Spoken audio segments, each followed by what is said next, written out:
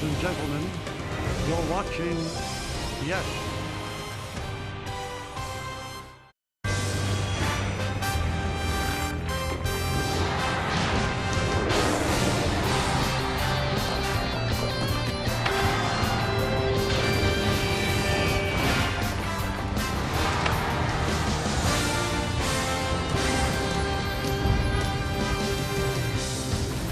It's an absolutely beautiful afternoon here in Phoenix, Arizona. Because of that, the roof is open and it is time for baseball. Opening week presented by PNC Bank as the Yes Network presents New York Yankees baseball. It's the New York Yankees against the Arizona Diamondbacks in the rubber game of a 3-game set from Chase Field here in Phoenix. Hi, everybody, and welcome to Yankees Baseball. Along with David Cohn, I'm Michael Kay. Yankees won the first game. The Diamondbacks won last night. So this is the rubber game, and it's a real good pitching matchup. Let's take a look for the Diamondbacks. They're going to send out Merrill Kelly. He can deal. And there's Carlos Rodon. In his first start of the year, David, against the Astros, he flashed some pretty good stuff. Well, he did. He's noted to be one of the best power lefties in the game, and he really didn't flash that last year all that much on an injury-plagued year, but his first start he did. He was up to 97 miles an hour, showed a good slider, a new cutter as well, and the power stuff is really his game, and he needs to flash that, and he did. Looking to do more today. Well, the Yankees are hoping that he goes back to the future. So his years with the White Sox and then with the Giants, he was outstanding, 2.67 ERA. They won to erase last year at 6.85. Well, the Yankees have come into the season with a better bench, so they can make some moves that were difficult to make last year. They'd like to keep Aaron Judge off his feet every now and then as a DH. So he's a DH in this game, not playing center field. And who do they turn to? A Gold Glover in Trent Grisham. Yeah, Trent Grisham is an interesting piece of the puzzle for the Yankees, and they need to get him into the mix to try to get that bat going as well. He's got some pop in his bat, too. He can flash some power, so that's why you need to get him some consistent reps to get his bat going, because everybody knows what kind of glove he has in center field. As Michael said, it's gold. He's one of the very best center fielders in the game and a real valuable asset potentially for the Yankees to have. Let's take a look at what he's about. 6 big league season, Brewers and the Padres, 2 Gold Glove awards, and 10 or more home runs in 4 straight seasons. So they want to see some of that from Trent Grisham, especially this afternoon in the rubber game. Now, the Yankee bullpen, except for a hiccup late last night, well, you know what? They have been outstanding from top to bottom. And the closer, well, you know his name, Clay Holmes. He'll talk with Meredith Marakovits next on Yes.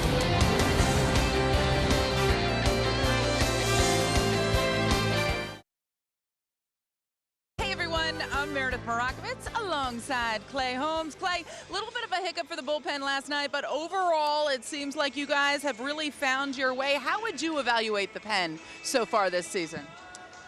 Yeah, I think it's been a good start. I mean, obviously, you go from spring training environment to kind of what we open up with in Houston was a big change. And I think it just showed how prepared we were and, you know, the guys we have down there. And I think it was nice to get off to a good start there and, you know, the pen just be a big contributor. They leaned on you pretty heavily in that series. 3 times in 4 games you were used. Any fatigue that early in the season when you're being used like that in those high-pressure environments? No, I mean, once you get out there, the adrenaline gets going and it all kind of feels the same. You know, I've been, you know, bouncing back pretty well, and I think that's the big thing right now is kind of what you feel like the next day. And things have been good, so looking forward to get in there. How do you feel about your stuff right now and how it's coming out?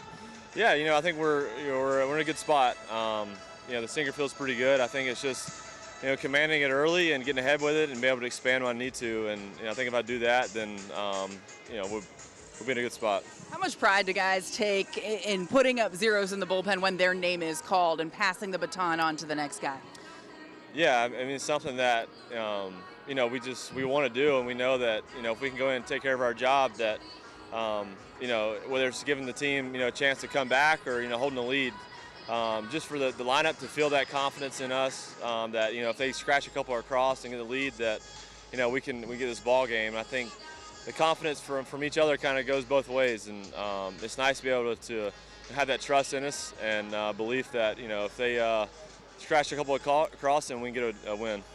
5-1 to start this season, an opportunity to take this series here this afternoon. Do you feel like there's a different energy around this team? Definitely. I mean, we're obviously off to a good start, but I think, man, you guys are just focused and prepared, and you know, even just showing up, you know, the first day here after the big series in Houston and travel, you can see guys still come in with the same edge and the same focus that you know we have a game to win. I think just taking it day by day, and you know, bringing what we have every day is going to put us in a really good chance to have a good year this year. Clay, thanks for the time. Yeah, thank you. Plenty more to come here on the Yes Network. When we get back, Michael Kay is going to be joined by David Cone. First pitch coming your way after the break. Own every mile in a brand new Hyundai. By FanDuel, new customers get $200 in bonus bets if your $5 bet wins. By PNC Bank, MLB opening week, presented by PNC Bank. Brilliantly boring since 1865. And by Buick. Visit your local Tri-State Buick dealers.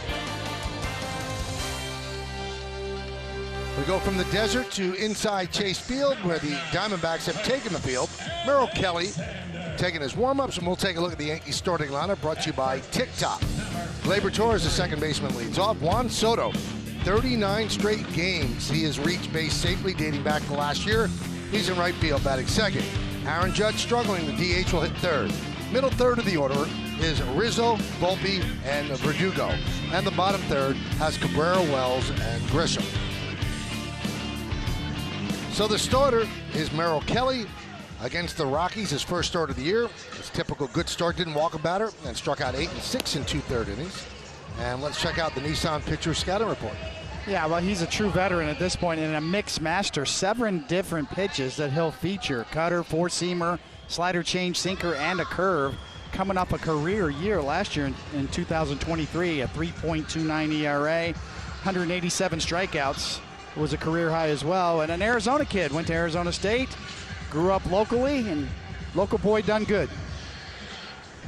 Let's look at the defense behind him. Gurriel in left, Barossa in center. He's a 5'5" rookie. Corbin Carroll had last night off. He's back in right field. Infield, Suarez, Perdomo, Alexander, and Walker third to first. Tucker Barnhart will make his first start of the series behind the plate. Marte is the DH, and Merrill Kelly is on the mound. Diamondbacks 4-2. The Yankees are 5-1. Torres is ready. Kelly's ready. Let's do it in Arizona. First pitch swung and a miss. We're underway. Brian Walsh is the home plate umpire. Chris Siegel at first. The crew chief Larry Vanover at second. Scott Barry is over at third. There's a strike on the outside corner.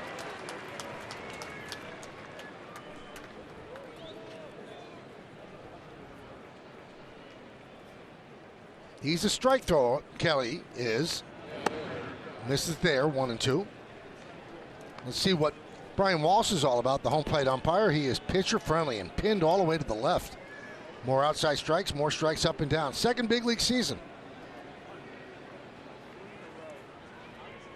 Swing and a miss.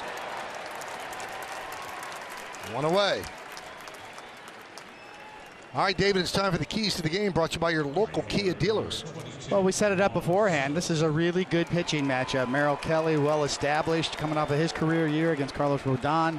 The running game in this type of pitching matchup could be a factor, especially with the Diamondback speed. And Wooly Bully. Well, I think both bullpens, especially the back end, are reset and ready to go. Soto with a high fly ball in left field and deep. Going back is Gurriel. He's on the track, and he makes the play in front of the wall. Let's take a look at the Bigelow T weather. It is 77 degrees, no chance of rain, humidity 33%, and the wind is out to center field.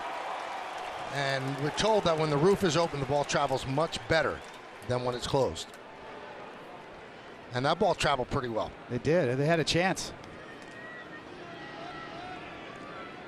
So here's Aaron Judge, 3 hits and 24 at-bats in this young season. And a little quirk in the statistic, the 3 hits over the first 6 games, that's the fewest he's ever had over the first 6 games of a season.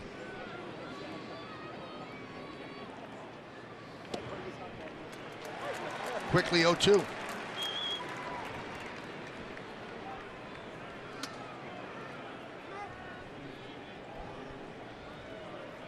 Right out of the gate, you see the location of Merrill Kelly. Glove side, down and away. The hallmark for any pitcher to be able to control that pitch. Really sets up everything. The 0-2. 1-2. Kelly does take his time between pitches. Last year he had 4 pitch timer violations. That's the 4th most in the National League.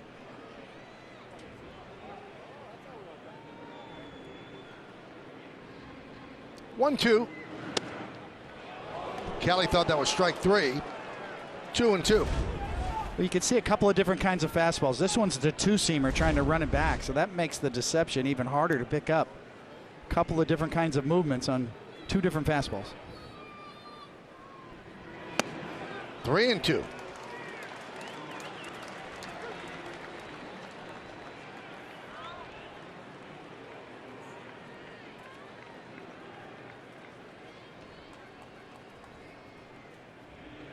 Swing and a miss.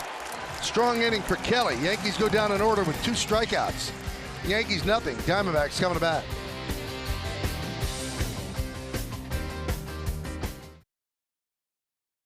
Alexander in the middle. And the bottom third of the order, Jorge Barosa, Tucker Barnhart, and Geraldo Perdomo. He's a shortstop. He'll bat 9th. And they'll face the Yankee lefty, Carlos Rodon. And that's what he did in his first start against the Astros in Houston. He threw too many pitches, so the pitch count got him, but he pitched pretty well. Let's check out the Nissan pitcher scouting report. Well, at least he was powered up, and that's what the Yankees were looking for, to get that high velocity back, and he had it up to 97, 98 miles an hour, and that'll lead to missing bats, and that's what he's known for, especially as a power lefty. 9.97 K per 9 innings pitched since 2015 is 5th best of any lefty, and that new cutter is on display. Ketel Marte deep to left field. If it's fair, it's trouble. It's a foul ball.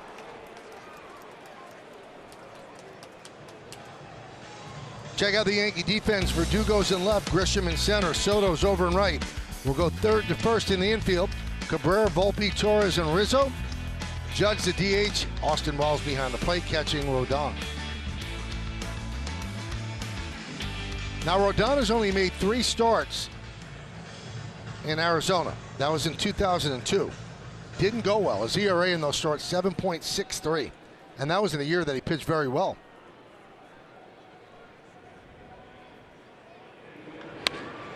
Base hit. The 1,000th hit for Marte in his career. Go to the wall. Verdugo plays it out there, and Marte leads off with a double. Well, he knows it. You can tell him he wants the ball.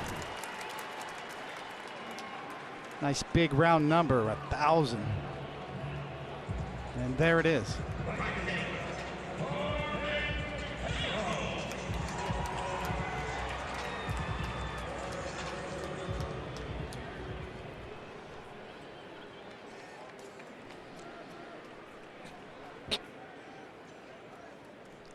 Here's Carroll off to a slow start, 3 for 17 after winning the Rookie of the Year last year. Had yesterday off. And a strike. Well, the Diamondbacks have scored 2 or more runs in the first inning in 5 of their first 6 games, so they strike early.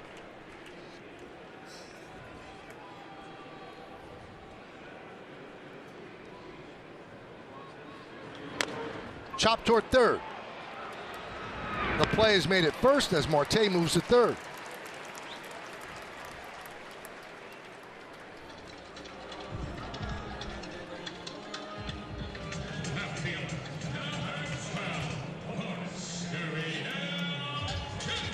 And here's Gurriel.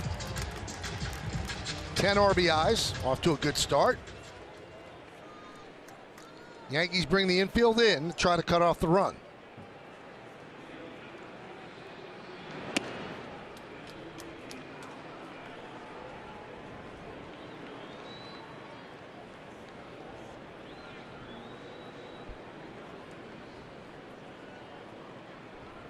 The 1-0. 2-0. We talked about this artificial turf playing fast, so you don't really want to come. You don't have to come in all the way, as we saw before. The ball will get to Volpe quickly.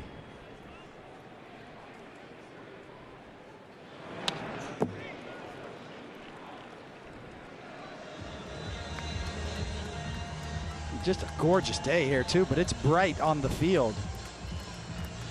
Doesn't quite show up on the on the screen, television screen, as much as we see it here, or the players see it on the field, but it's a little bit shiny.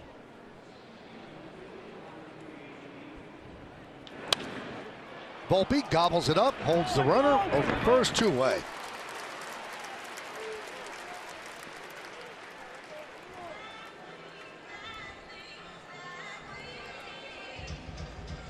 First baseman, number 53, Christian Walker. There's Christian Walker. Big home run yesterday against Jake Cousins. Yankees back up with 2 outs. Runner at third. And a strike.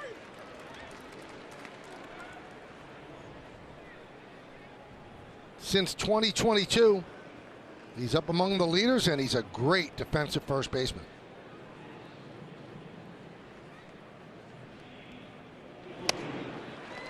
Oh, 0-2. Rodon has some zip on his fastball. Yeah, good life and good location. Great combination.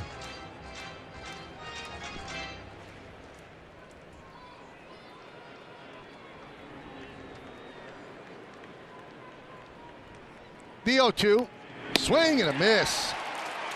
Walker down on strikes. The leadoff double by Marte is wasted.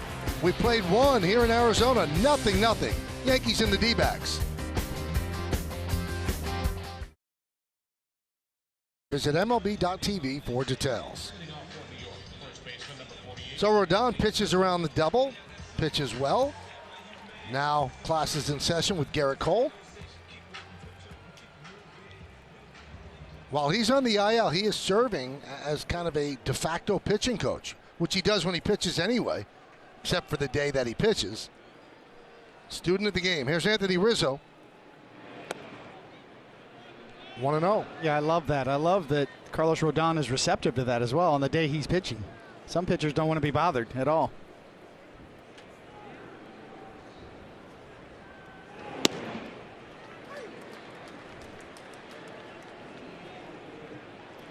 Joe Girardi said when we were in Houston, he came out and tried to give you, some advice about release point, and you shoot him away. He said, leave me alone.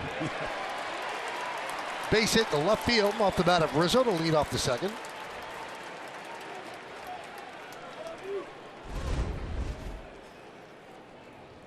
A funky looking spinning off-speed pitch that Rizzo just shoos away. Get off of me. Take the knock and run. Here is Anthony Volpe.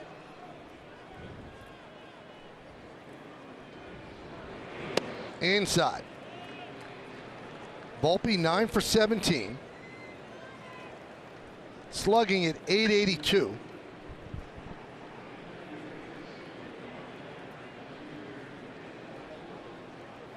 The 1-0. Grounded to third. There's one. On to first. It's a double play.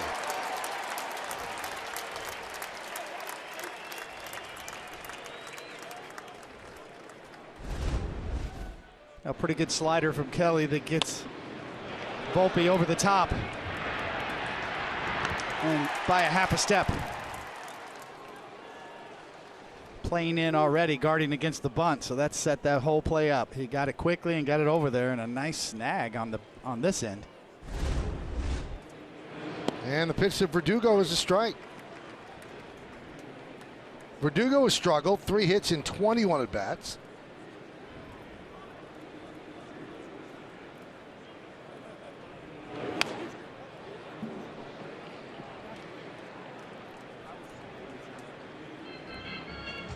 There have been some big-time Yankees, despite winning, the first 5 games, that have struggled. Judge has struggled. Rizzo struggled. Verdugo has struggled. Stanton has struggled. Still, enough hot players that they've carried them through. Popped up left field. Gurriel on the run, slides and makes the play. So Verdugo's out on the foul out to left field. No runs a hit and nobody left on base.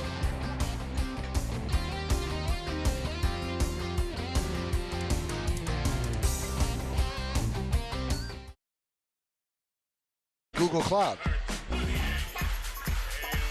Always the four-seamer leads the way in the slider, but 15 cutters. That's a new little wrinkle for him. The one changeup. That's a pitch I think he's going to need down the road. So you keep developing that changeup and bringing it along, and then one day it'll be there for you when you really need it. Suarez will lead off the second. 0-1.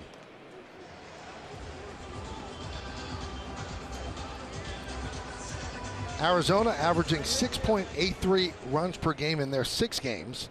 Only Pittsburgh and Atlanta are averaging more. That's right, Pittsburgh. With probably the best pitching prospect in AAA. Biding his time, throwing 100 miles an hour. Paul Skeens.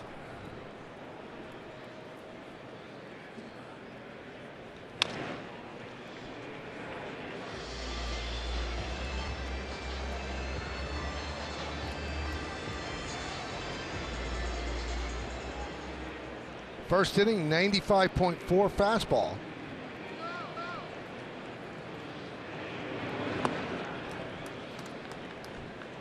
You know, when you consider what happened last year, the first half of the season, he didn't pitch. He was injured.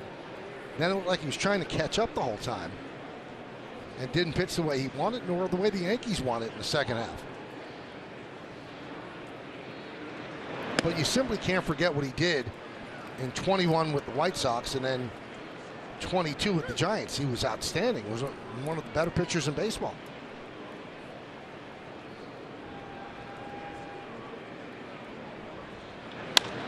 High fly ball right field. Soto. One away. Come out to Yankee Stadium on Monday afternoon, April 8th, and watch Yankees baseball during a rare total solar eclipse. The first 15,000 guests will receive a t-shirt commemorating the solar eclipse, courtesy of HubSpot. Get your tickets today at Yankees.com to be part of this once-in-a-lifetime experience. Blaze Alexander swings at the first pitch and fouls it away.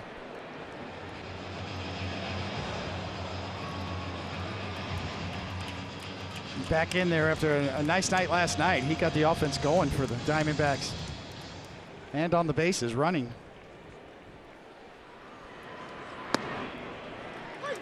Oh, 0-2.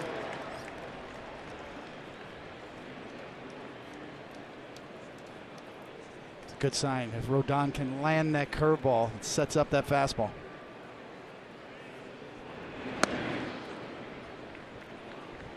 One and two.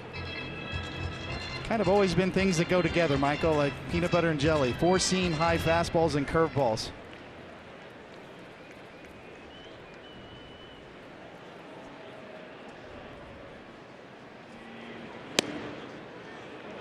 Rodon wanted that one.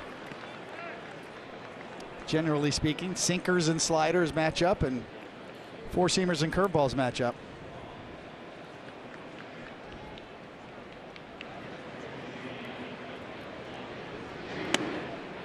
Three and two. The reason for that is the spin. Similar spin. Curveballs and four-seamers can look alike coming in.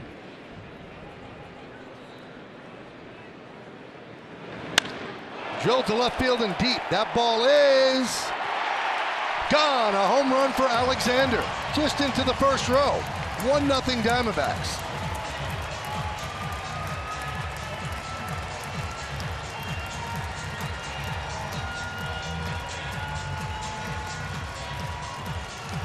Alexander's first career home run. Talk about making an impression. You do it last night, you get back in the lineup today, and he just cut him off at the pass. That's a really quick bat. That ball is up and in. It's a strike, but it's not over the plate. It takes some quick hands to get to that pitch. There's a strike to Barossa.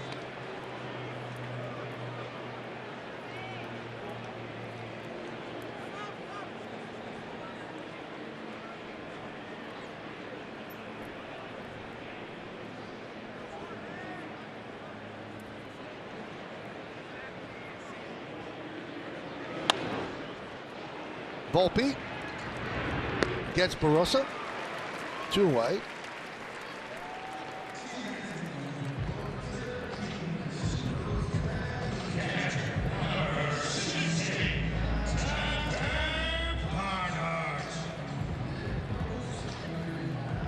So here's the veteran catcher, Tucker Barnhart. 33 years old, 11th big league season. Last year with the Cubs. Won 2 Gold Gloves when he was at the Reds. Used to be a switch hitter. Now he only bats from the left side.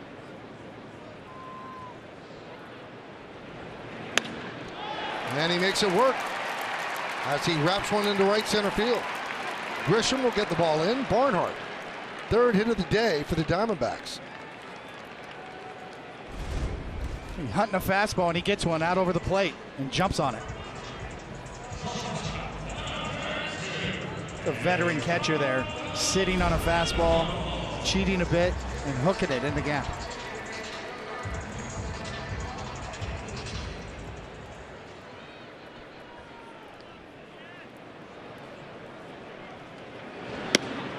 There's a strike to Perdomo.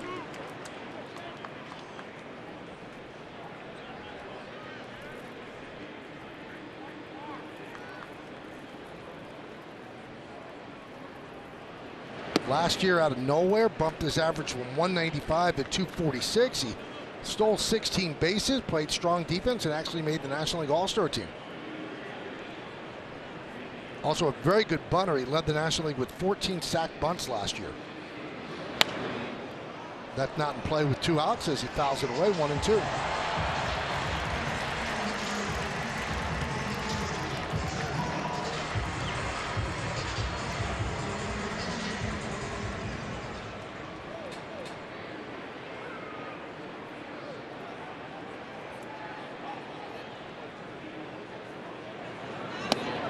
Strike 3, Perdomo down looking. But the home run by Alexander puts the Diamondbacks on the board. We go to the 3rd, 1-0.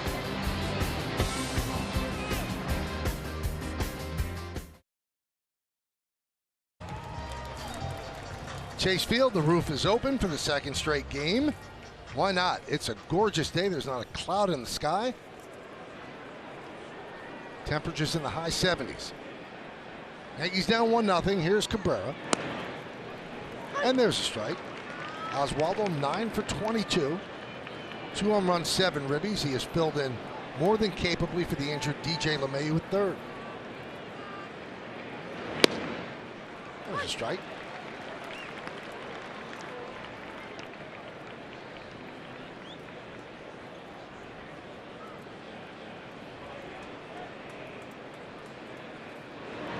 Swing and a miss. Cabrera down on strikes. 3rd strikeout for Kelly. Yeah, just well set up. Fastball down and away, fastball middle in, and then the changeup right off of the last fastball. Just well executed. Looked like it was right down the middle and then dives out of the zone.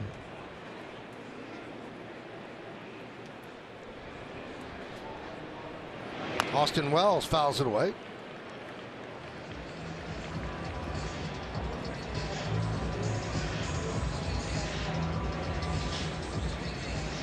Jose Trevino started last night's game. Wells finished it up, but in there today.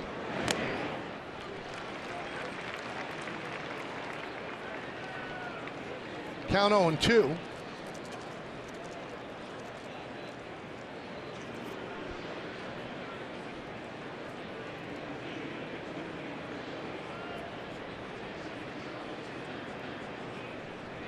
And the pitch. Slice the other way, foul.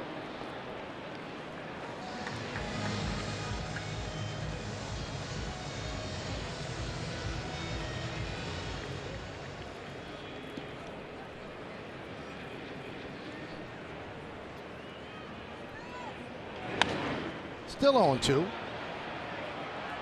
been quite a journey for Merrill Kelly when you think about his path. 35 years old, a veteran, but 3 years in the KBO before he signed that 2-year deal with the Diamondbacks back in 2018 and has really established himself now.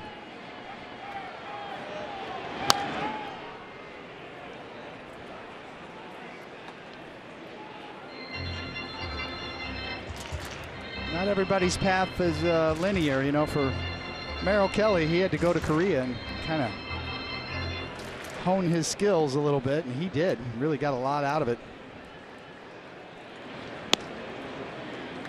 Came back and struggled a little bit early with the Diamondbacks, but over the last 3 years has really settled in. 7 different pitches. His pitch mix is excellent. Zach Gallen, who started and won last night's game, said that Kelly is the most undervalued starting pitcher in baseball. He's in the second season of a 2-year, $18 million deal. 2-2. Fly ball, left side. Gurriel makes the play in foul territory. New season, new reasons to say yes. Download the Yes app and stream live games with an enhanced stat overlay. Play along, win cash prizes, and earn Yes rewards to redeem for gift cards and gear. Download now, and remember that if you get Yes on TV, then you get the Yes app for free or sign up for a subscription.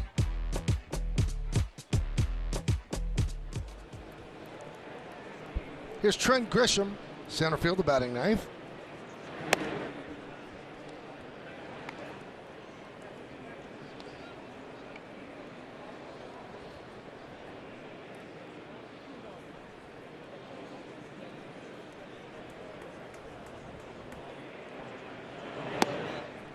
Merrill Kelly's one of those players, doesn't make much noise in the clubhouse, kind of easy for a manager, but there's one thing he doesn't like purple. And so when the Arizona Diamondbacks go to their throwback uniforms, he's not pleased. Said he's not a purple guy. Probably doesn't like Prince either then, huh? Not a Prince music fan? You have to like purple, right, if you like Prince. Purple Rain. It's just rained in.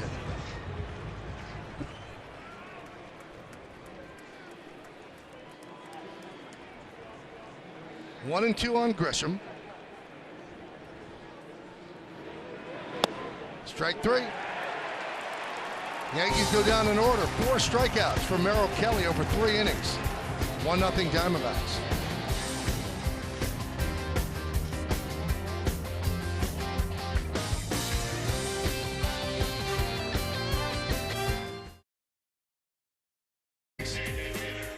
Today's picture was submitted by Renil. On opening day, he got the season started in full uniform. So when we watch a game, use the hashtag Toyota Pinstripe Pride. Mention Yes in pictures you post to social media to reflect your love for the Bronx Bombers. We might spotlight you in a future game. Marte leads off. And the pitch is high. He doubled to open up the first, and that was his 1,000th career hit.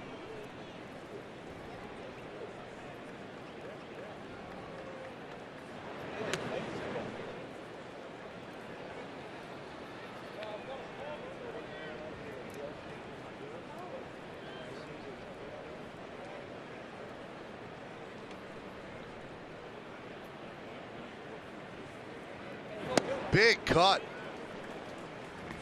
And a good cutter.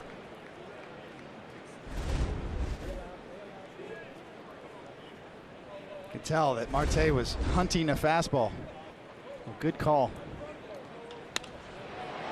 Fly ball. Grisham. And 1 out.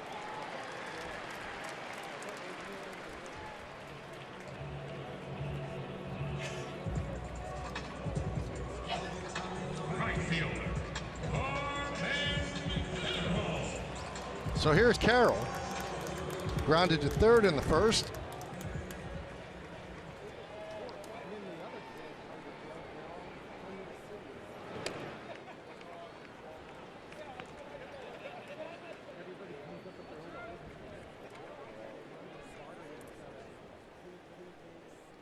.32 games into his first year last year. 32 games in. Diamondbacks signed him to an 8-year, $111 million extension, so he is under team control through 2031. Popped up. Volpe. 2 outs. Well, he will get tested this year. You know, there's a lot of talent there with Corbin Carroll, but that pitch right there up and in has kind of been the one pitch that he's had a little trouble with. And Rodon got him jammed pretty good on that one.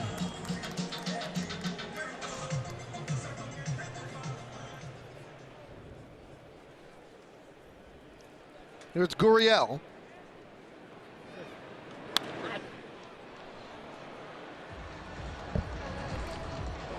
Oh, and 1.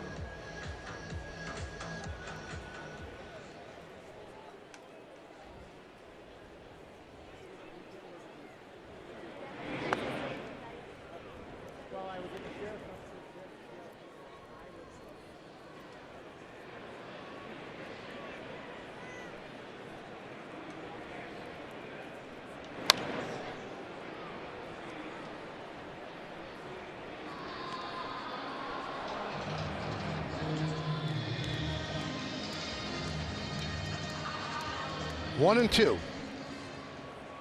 It's been a pretty good pitching mode for Carlos so far early in the game. Mixed in all of his pitches. Slider, cutter, and a changeup.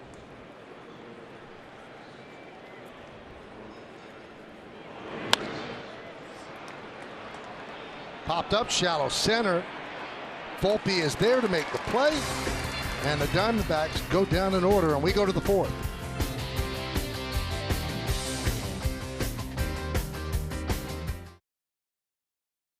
Tyrese Halliburton and the Indiana Pacers. Tip-off is scheduled for shortly after 7:30 on Yes and the Yes app. And remember, if you get Yes on TV, then you get the Yes app for free or sign up for a subscription.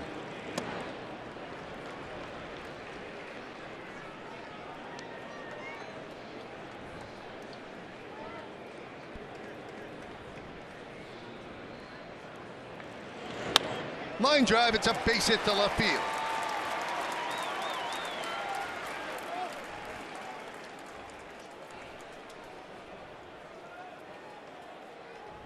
So 1 on, and that's going to bring up Juan Soto, cooking up something special with Hexclad. And take a look at what Juan Soto's been cooking up.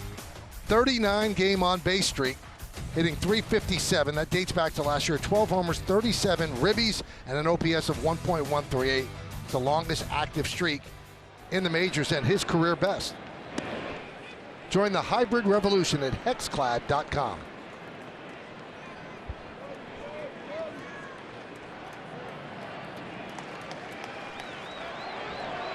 1-0. Diamondbacks over the Yankees in the rubber game. And you can hear the Yankee fans here at Chase Field. They have been here all 3 games. You see so many Yankee jerseys, Yankee caps. I'd say there's more Yankee fans than Diamondback fans. Yeah, they're trying to take it over here. And the locals aren't liking it.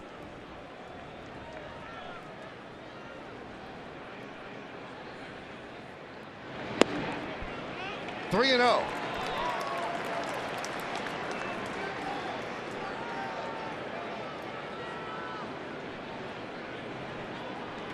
Torres held it first by Walker.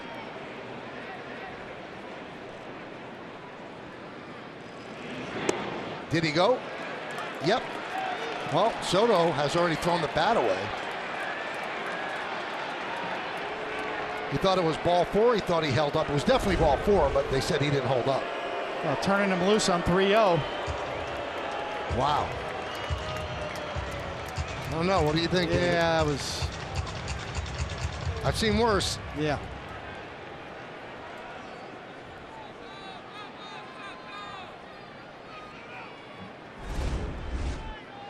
(3-1). Chop slowly to second. They get the force. Reaching is Soto.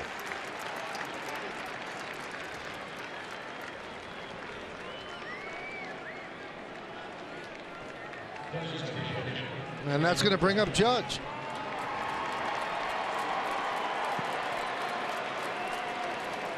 What a difference, right? 3-0 count, check swing, you know, easy little ground ball.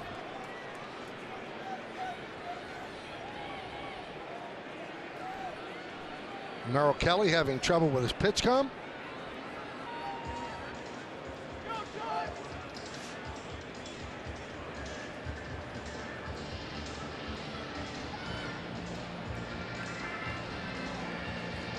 Things are under control.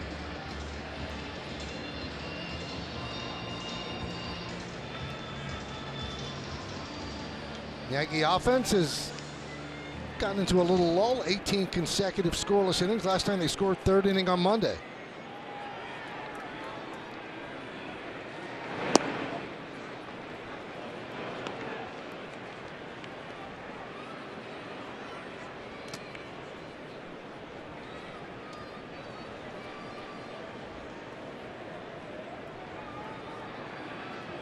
And the pitch.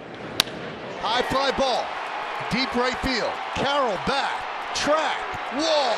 See ya. There it is. His first home run of the year. A 2-run shot. 2-1 Yankees.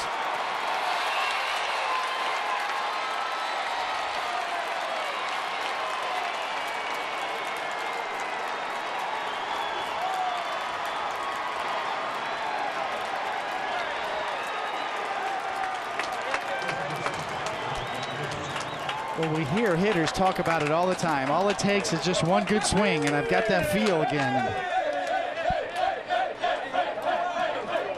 That'll light up the dugout.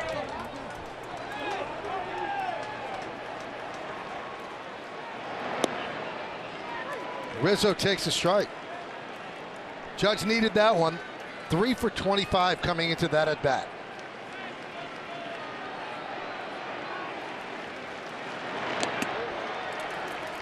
Oh and 2.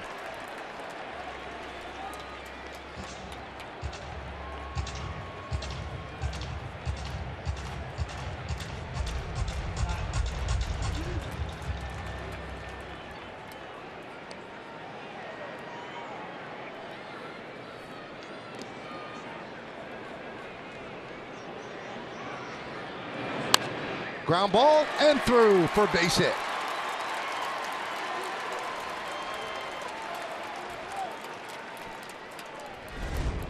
Well, we know Aaron Judge has got massive power all over the field. This two-seamer meant to be away, ran out over the plate. Judge stayed behind it, drove it the other way. By the time it landed, it was 396 feet away. A little shy of 109 miles an hour off of his bat. And a splash. Strike to Volpe.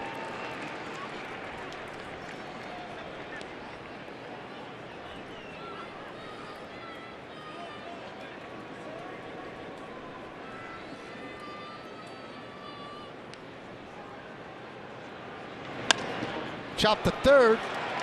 There's one. Not in time for 2.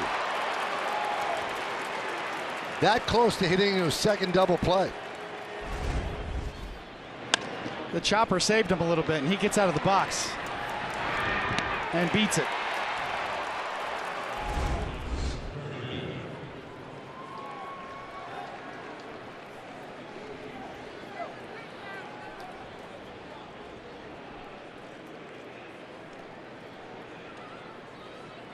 Here's Alex Verdugo. Fouled out to Gurriel in left field. That was in the second inning.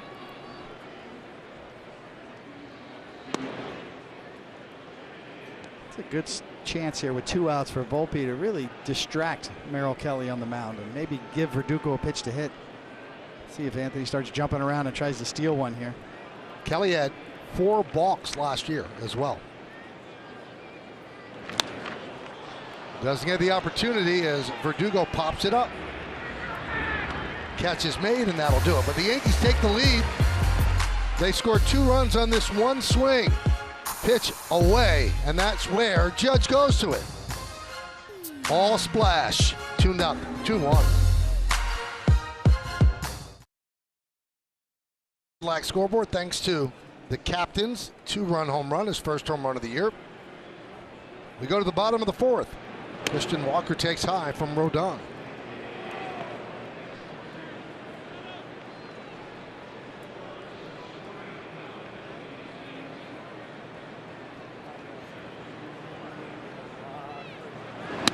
And a strike.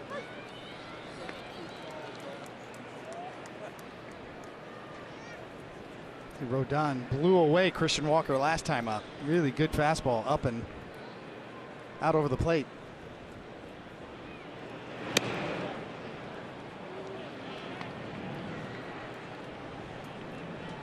A dangerous hitter, man. Maybe the best player you haven't heard of. If you live on the East Coast or an East Coast person, he's out here in Arizona doing damage. Foul back.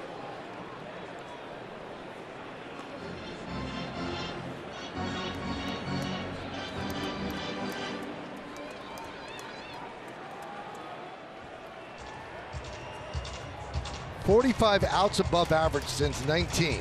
The next best defensive statistic belongs to Goldschmidt with 14, and then Rizzo with 13.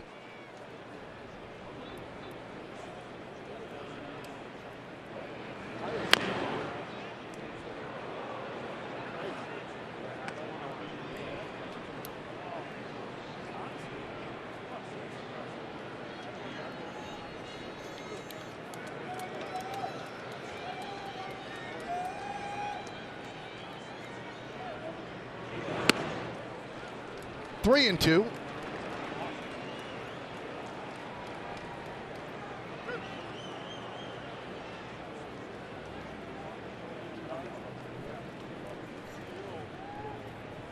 And the payoff. Still 3-2.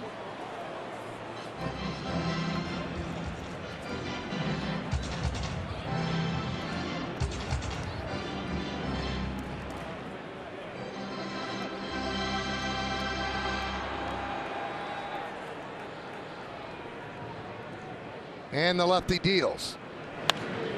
High fly ball right field. Soto toward the line. Stops, makes the catch. Let's check out FanDuel's live same game parlay. Right now, new customers get $200 in bonus bets if their $5 bet wins. Download the FanDuel Sportsbook app today.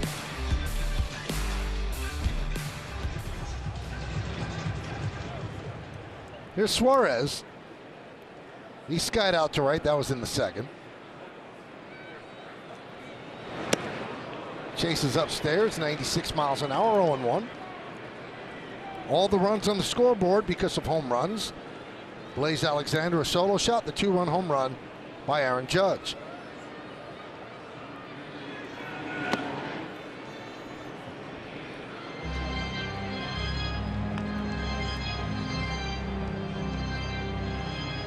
This looks like the Carlos Rodon of 2 years ago.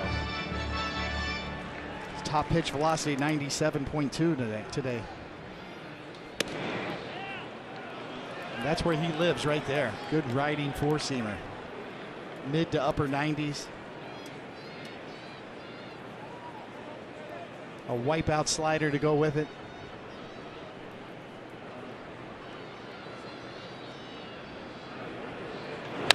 Grounded and past to diving Cabrera in the left field. Verdugo gets the ball in. It's a one-out single for Suarez. Time for Name That Yankee. This player had 736 hits, hit 101 home runs, drove in 398 ribbies, played for the 7 teams you see there. Name that Yankee. Aaron Boone got it, second try. Really? Yep. Do you have any idea? No. I'm going to have to rack my brain a little bit.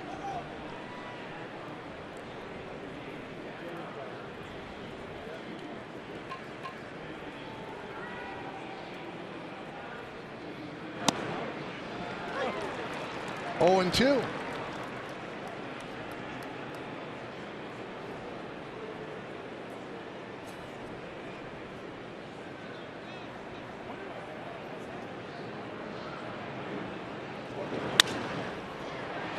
Looped, right side. Gleyber makes it fall, gets the out. No, doesn't get the out at first. And now Anthony Volpe will tag out Suarez for the out nonetheless. Now hold on as Aaron Boone He's not happy about it.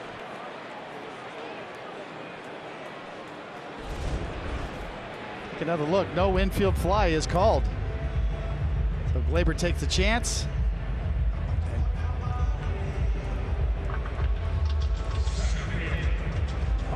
Well, he's clearly out of the baseline, too.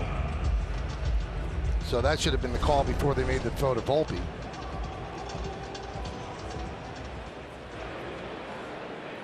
So that's 4-3-6.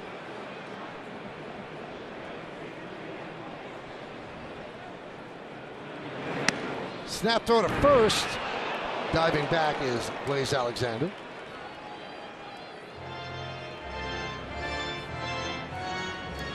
Nice try there by Wells. Alexander's got speed. Keep him going a little bit.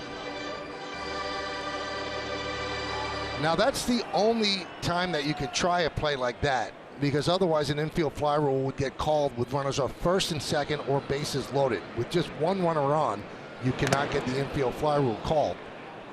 And that forces the batter at home plate to run the first base, no matter what the situation is.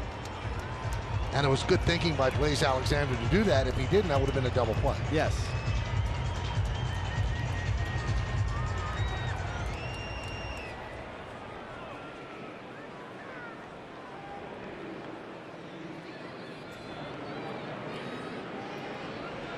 Nice pick there by Rizzo on a bad throw by Rodon.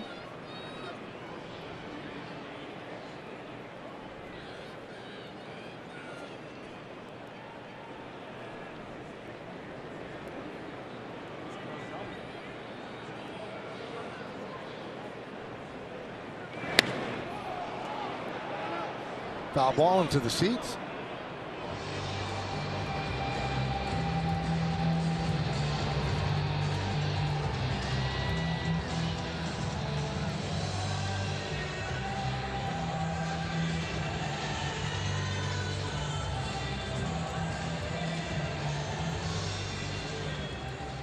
You like the music here? That's a serious sound system. Good DJ. Plays all walks of life.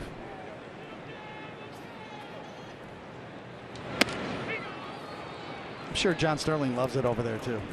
He did tell me it's a little loud. I think the DJ is DJ Rockweiler.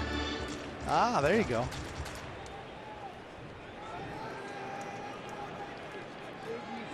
And the 2-2.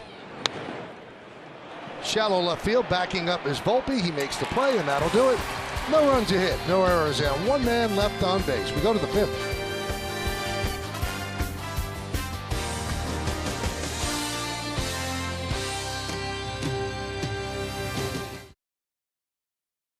DJ LeMahieu dealing with a non-displaced fracture in the right foot, currently on the 10-day IL. He took grounders and a hit on the field yesterday. Cabrera leads off the fifth inning, and there's a strike.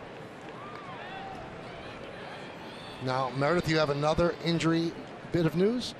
Well, Oswald Peraza, who is on the IL with a shoulder issue, he has been hitting, but today he was supposed to throw for the first time, so a little bit of progress there. And as far as DJ LeMahieu is concerned, as Cabrera gets thrown out there at first base, Aaron Boone said he's taking grounders on the field, but they're essentially hitting the ball to him. They really want to see the lateral movement eventually, but he's not quite there yet. His foot's still bothering him a little bit. He has been hitting on the field, and he has been doing some light defensive work, but it's not until he's able to move side to side and move Buston out of the batter's box that they're going to feel comfortable bringing him back. Here's Austin Wells.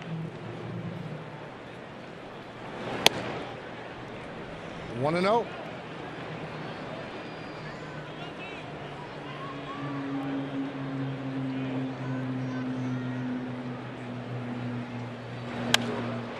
There's a base hit, right field.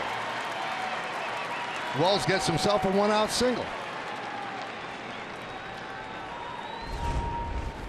Nice job here. Merrill Kelly in and out. There's a cutter that just doesn't cut. Just kind of spins right there, and Wells just gets it and cuts it off.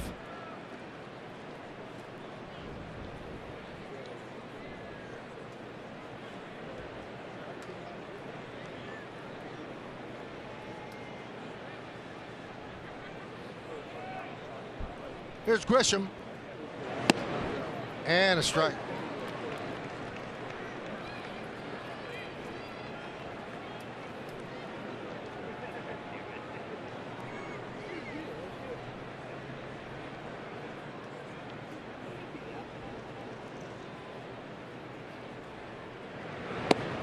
One and one. Grisham struck out looking. That was in the third inning. Yankees have 5 hits. Diamondbacks have 4. Yankees lead 2-1. 2-run home run by Aaron Judge. Solo shot by Blaze Alexander. That's the scoring.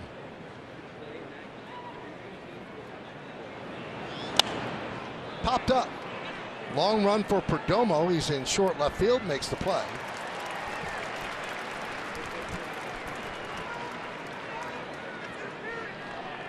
The catcher's interference. Oh, we got catcher's interference there. So now that allows Grisham to reach. You can kind of see the laces fly up on Tucker Barnhart's glove, and certainly home plate umpires all over it.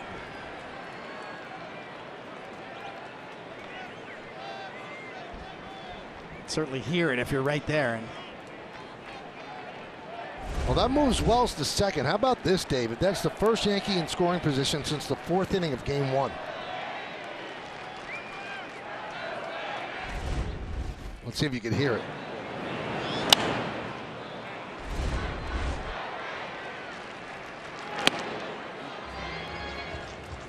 that makes this road record all the more impressive when you think about it.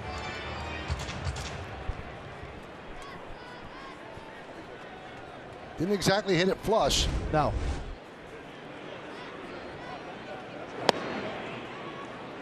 Two and 0. It's one of those rules, if I were commissioner for a day, I might revisit. It's sort of like a let in tennis. Might just be better off doing a do-over than a player being awarded a base on that. Just a thought.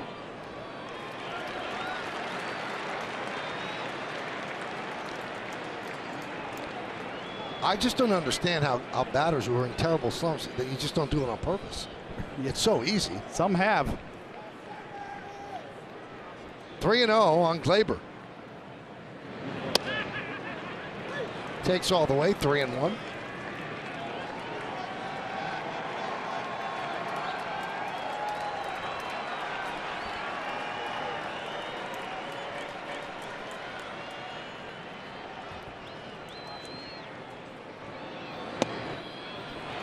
Strike two.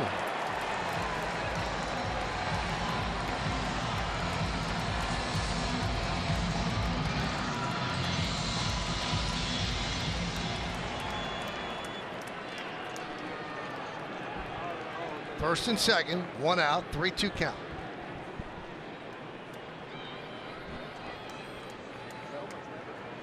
Good job by Kelly there as the pitch clock was running down. They're going to take some time right here as he steps off, and now they're going to burn a mound visit. As you mentioned, Michael, Merrill Kelly's had some issues in the past with dealing with the pitch clock. Avoided one right there at the last second. And they have shaved 2 seconds off the pitch clock with runners on base this year from 20 to 18. So he still has to be a little quicker than he was last year.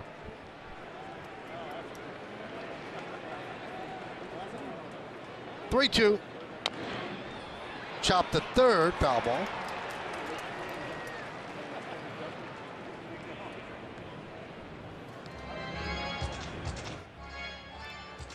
New FanDuel customers can get $200 in bonus bets if your $5 bet wins.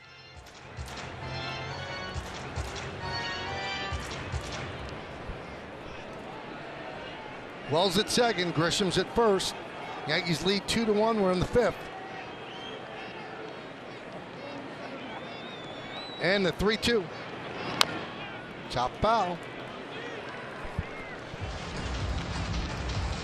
Kelly at 66 pitches.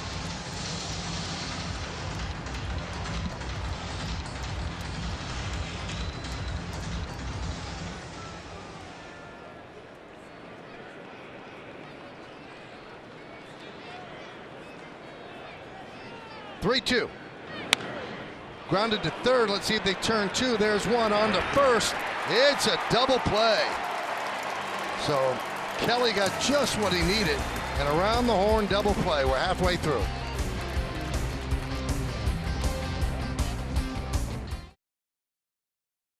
Your local Tri-State Audi dealer today. Well, Carlos Rodon has had good stuff again today, and that's really what you're looking for from him, is that he's fully healthy and that he's got his stuff back. As you evaluate all of his pitches, it's there today. One solo shot that he gave up that was pretty decent pitch that Blaze Alexander kind of got to. And the pitch to Barnhart is a strike as we start the bottom of the fifth inning. 2 5-0 Yanks, 1 4-1 for Arizona. There's the line on Rodon. Ground ball to Torres. One away.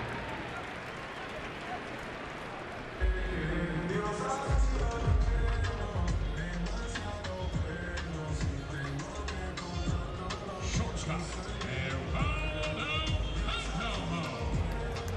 Here's Perdomo. Struck out looking in the second inning.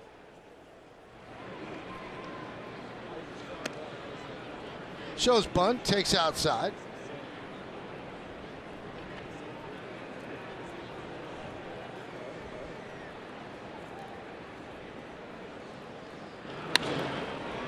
Fly ball center field. Grisham puts it away for out number 2 in the fifth. Just what the doctor ordered if you're Carlos Rodon after his opening start. The pitch count got up pretty quickly the first 4 innings, sitting here at 66 right now with 2 outs in the fifth. About 65% fastballs today from Rodon.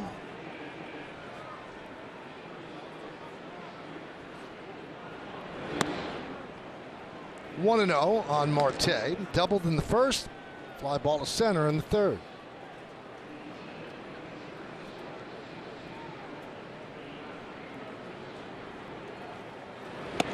There's a strike. 1-1.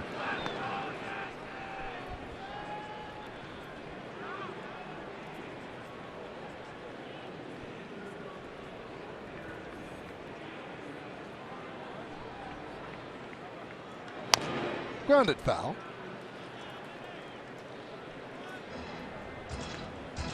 It's been more of a pitching mode for Carlos Rodon. Another changeup there. Only 3 swing and misses on his 4-seam fastball today, but he's induced a lot of weak contact. High fly ball, left field. Verdugo back, turning, looking. Tie game, 2-2.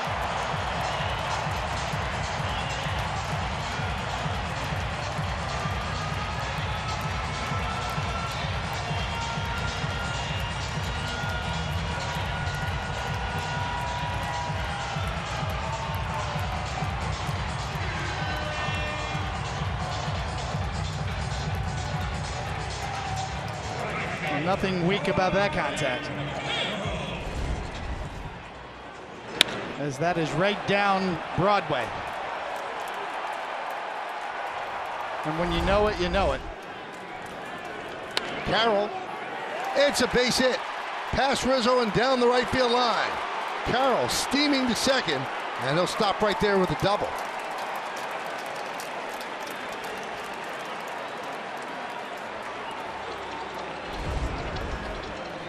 Well, this is absolutely mashed. You can see right into the wheelhouse as he knows that the minute it leaves the bat. 433 feet and over 109 miles an hour. No cheapie.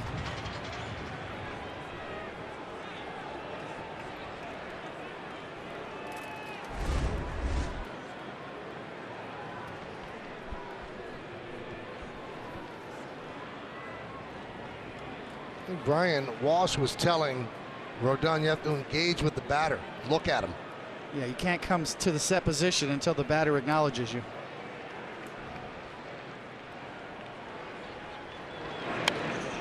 Oh, 0-1.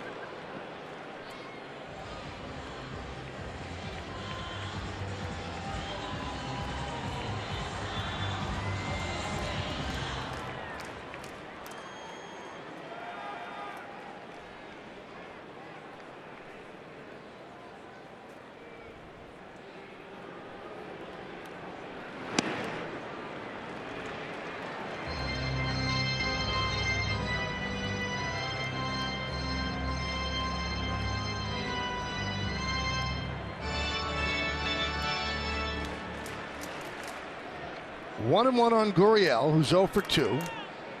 Go ahead run at second base. Corbin Carroll, 1-2 on that swing and miss.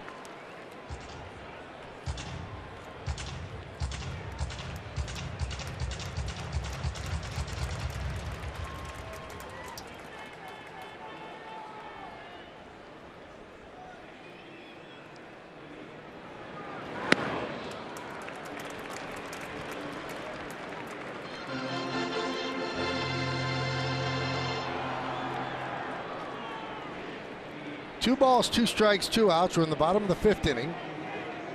The Yankees won the first game of the series. Diamondbacks won last night. Yankees trying to go home 6-1 for the opener on Friday at the stadium.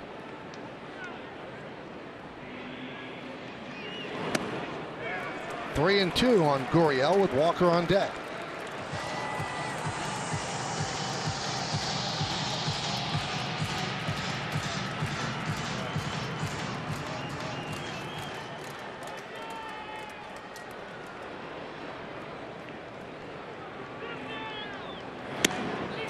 Check this swing. Gurriel works a walk. So 2 quick outs, then the home run, the double, and now a walk. And that's the first walk of the game against either pitcher. And Matt Blake, the pitching coach, comes out and talks to Rodon. Yeah, that's going to cost him too, about another 15 pitches potentially at the minimum.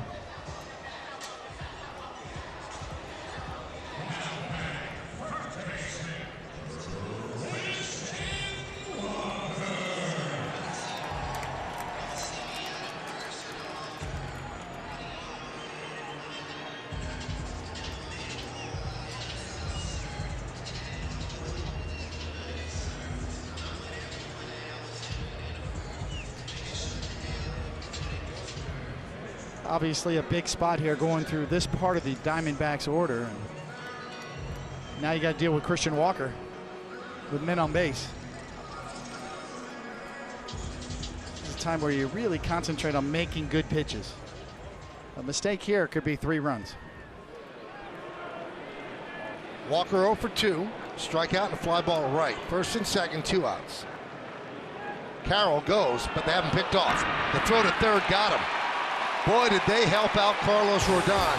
And he pointed to the dugout. Somebody called that from the dugout, and they had Carroll dead. Helped them out of a jam. It's 2-2.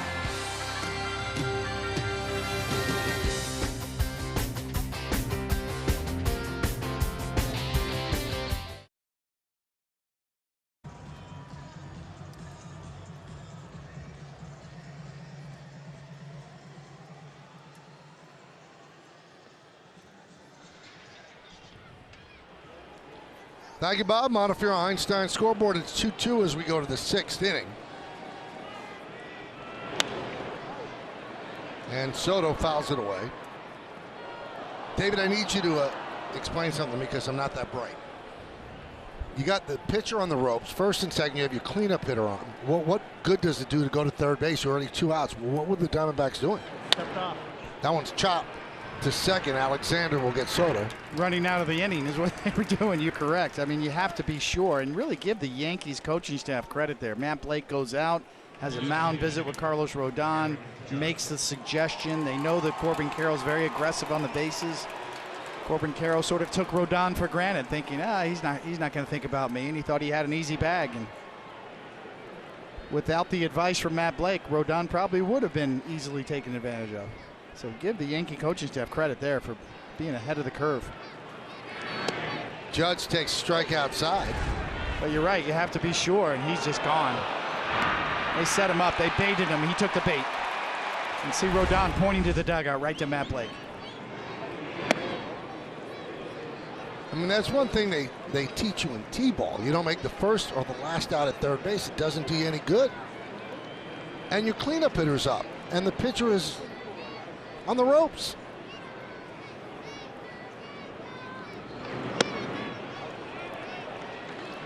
Two and one. There is a little bit of margin there if you're on third base. If there's a ball in the dirt, it gets by the catcher, you can score. But you're right, you have to be sure.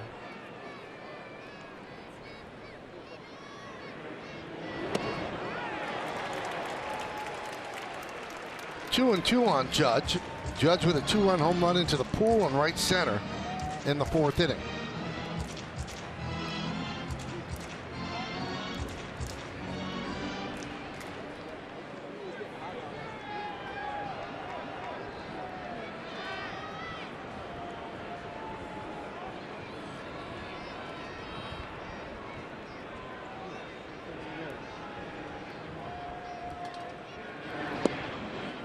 And the count is full. A good take there from Judge. Merrill Kelly's got kind of that hard changeup. Just missed the outside corner, and Judge works a walk.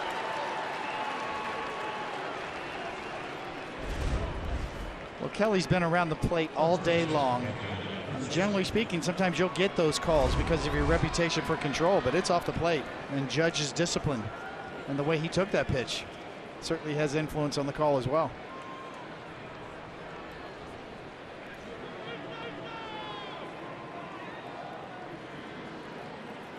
So many variables that go into the umpire in the strike zone. Home field, the count, the hitter, the pitcher.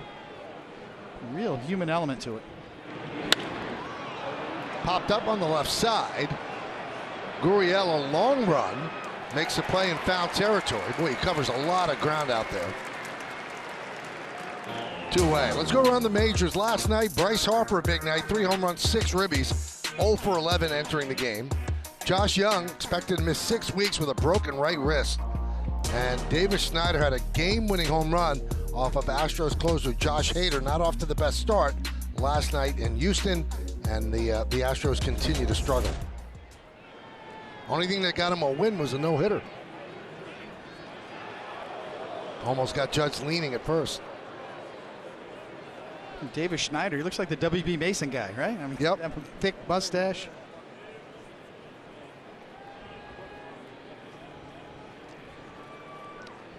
Anthony Volpe has chopped 2 toward Suarez at third. 1 a double play, 1 he reached on a fielder's choice.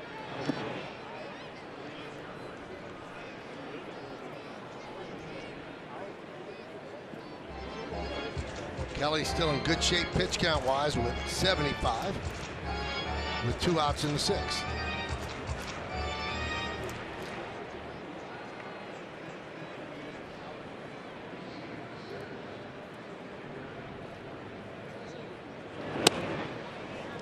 Two and 0.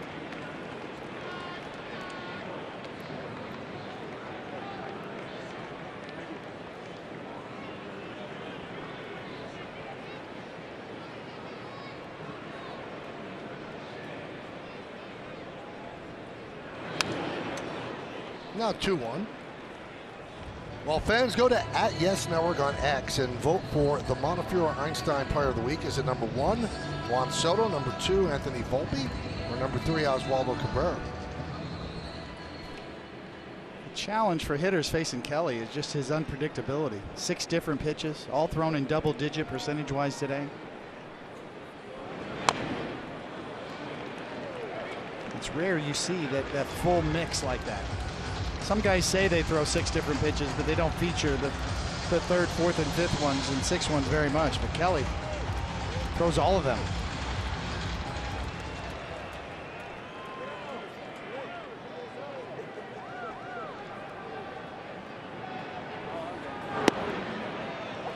And the count is full at 3-2 on Volpe. That will release Judge at first.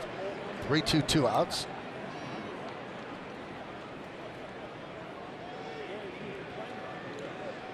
.26% four-seam fastballs from Kelly today. And all of the other 5 pitches, as I said, thrown in double digits percentage-wise, all pretty similar in the teens.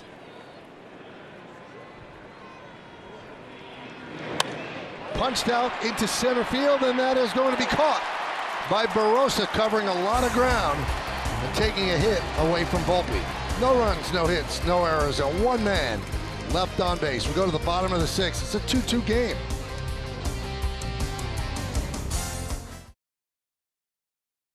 Scoreboard 2-2, bottom of the 6th. Christian Walker at the plate. He was there when they nabbed Corbin Carroll trying to go to third.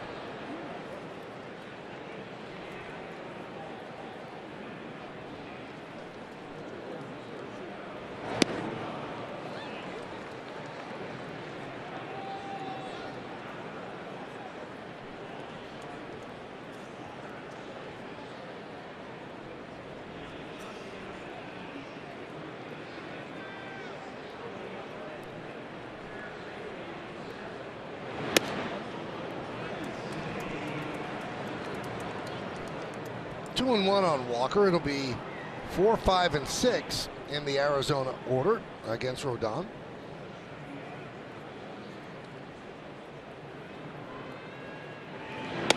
There's a strike on the outside corner. Now 2 and 2. Walker struck out and a fly ball to right. Walker doesn't like that call. You can tell.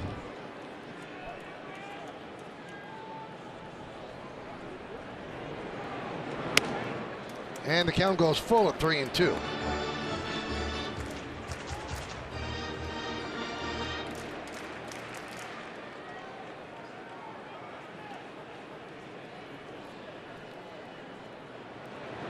Swing and a miss, got him. Good way to start off the 6th for Rodon. This is the Rodon cutter, and you can see the speed fools him more than the location as Walker's fooled. And he knows it. Upset with the strike zone and then kind of gave away one there, but 92-mile-an-hour cutter from Rodon. Pitch outside to Suarez.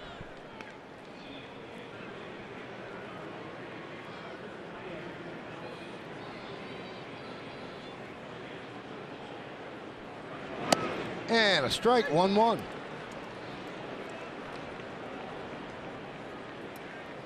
Diamondbacks trying to take this series with a victory, and a victory would give Torey Lovullo, their manager, his 500th career win. There's a base hit to left field. Scoots all the way to the wall, played out there by Verdugo, and Suarez has his second hit, this one a double.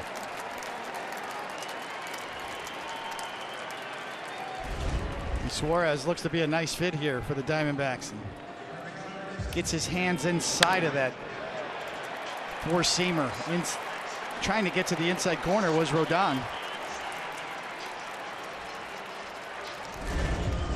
Have a clinic on how to hit an inside fastball right there by Suarez. And Matt Blake, another walk to the mound. Rodon at 86 pitches. So this is a talk with Rodon, and also a chance to get the bullpen going. Ian Hamilton up.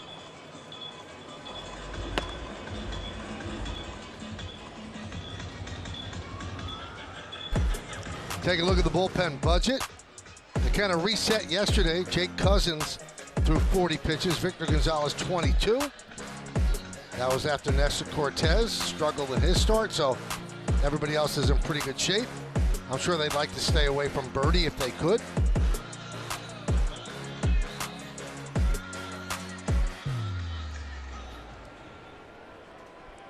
So here's Blaze Alexander. He's been a pest.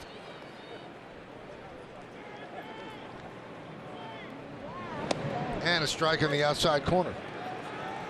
Still has good velocity, 97 miles an hour on that pitch. Yeah, good velocity and good location all day long, really, with that four-seam fastball.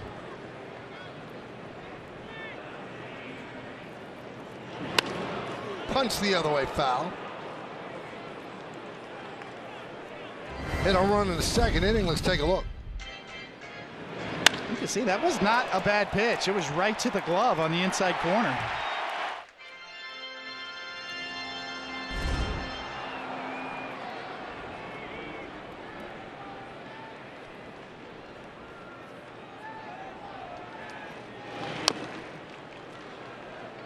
Still 0-2.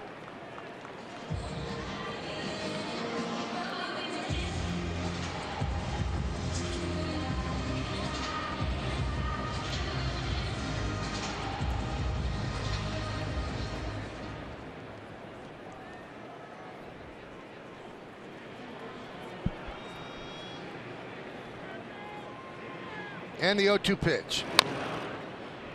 Grounded foul, so making Rodon work.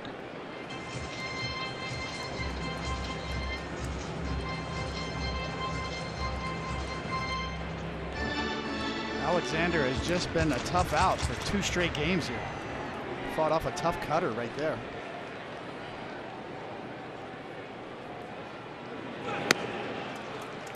One and two.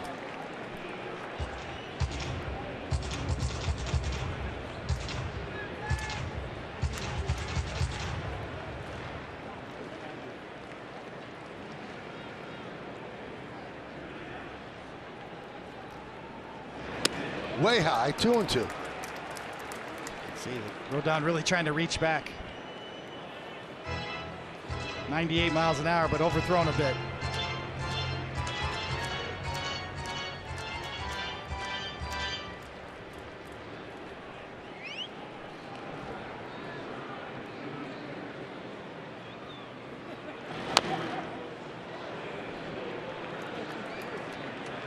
For rookie, Alexander seems very poised. Doesn't try to do too much at the plate.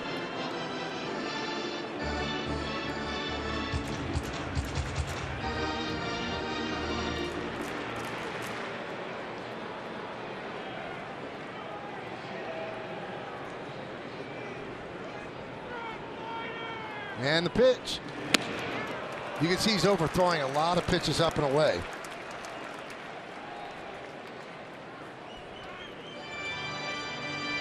The first thing to go is location. The velocity's still there.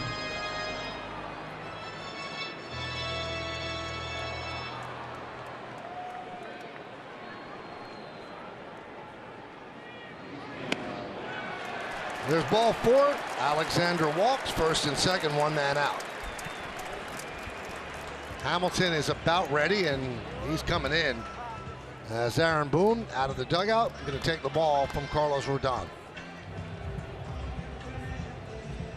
So Rodon goes 5 1/3, leaves runners on first and second, 1 man out. It's a 2-2 game. Hamilton on his way in.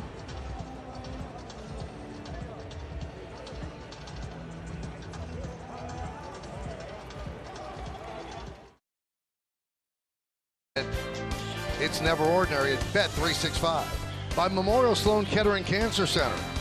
And by Hyundai, it's your journey. Own every mile on a brand new Hyundai. Well, Rodon's day is done, although the runners on base are his responsibility. 5 1/3, 7 hits, 2 runs, 2 walks, 3 strikeouts. He threw 95 pitches.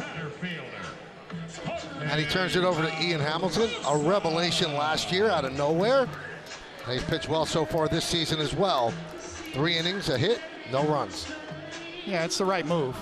Hamilton's well rested. He's dynamite, off to a great start, as you said, and Rodon was not happy about it. That's good. You don't want your starting pitcher to be happy, but in my opinion, Aaron Boone's making the right move right here.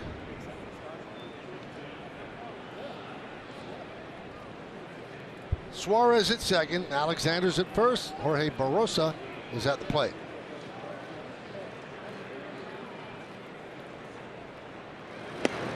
One and 0. Diamondbacks with 7 hits, the Yankees with 5. All the runs scoring via the home run. Home run by Marte, home run by Alexander, solo shots. And for the Yankees, a 2-run shot by Aaron Judge. Lined right at Gleyber Torres, and they'll get the double play. So Barrosa hit it hard, but right at Gleyber, who flipped to Volpe to end the inning. We go to the 7th, knotted at 2.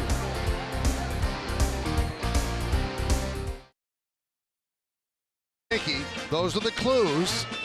You have any idea, David? No, I'm stumped. Well, the answer is David DeLucci. Oh, wow. So David DeLucci with 101 home runs. Pretty impressive. Never would have got that. 101 home runs is surprising. Now, Aaron Boone's first guess was Kareem Garcia. Ah, that's a good guess. And then he came right back and said, yeah, David DeLucci. Impressive. That is impressive. So Hamilton gets a line drive double play to get out of the bottom of the 6th. 2-2 as we go to the 7th.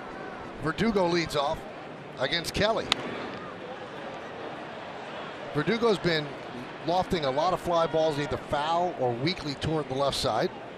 He said his thing is he puts the ball in play, which he certainly has done. He's 0 for 2. He only has 2 strikeouts, though, and is 3 for 23 to start the season. There's a strike.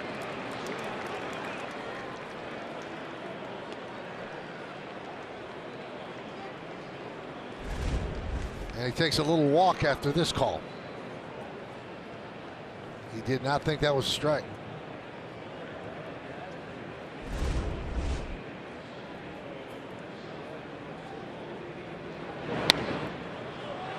Lofted the other way, out of play.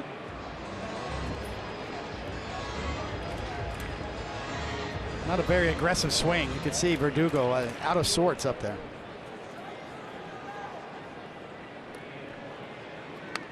Late swing there, just to stay alive. Yeah, he's really feeling for it. Been late on a lot of fastballs.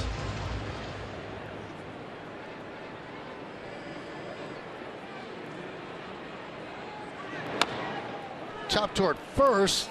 It's a fair ball, fielded by Walker. Steps on the bag to retire Verdugo. I mean, that at-bat shows you where Verdugo's at way out in front of the off-speed pitch and late on the fastball.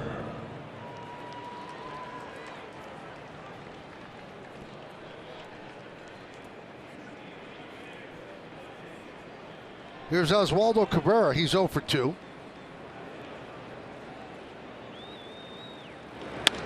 Soft ground ball, second base, Alexander. 2 down.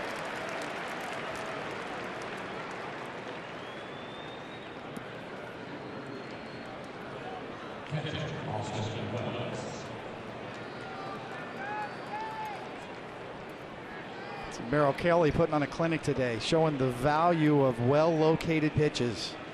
Not high velocity at all. Actually, his fastball tops out at below the major league average velocity. Austin Wells swings and misses. Fouled out to Gurriel in the third, and then single to right in the fifth. Quickly 0-2. 62 of his 88 pitches have been strikes from Merrill Kelly.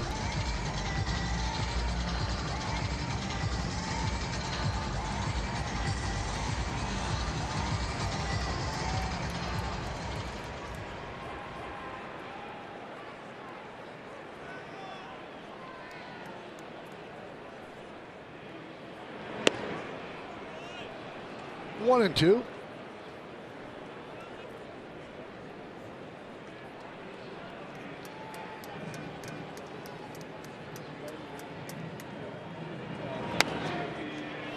Still 1-2.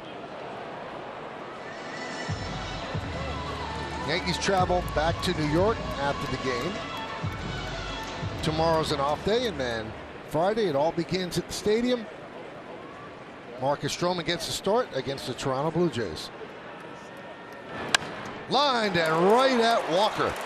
Wells hit it on the screws, but right at Walker for the final out. Time for the stretch in Arizona. 2-2.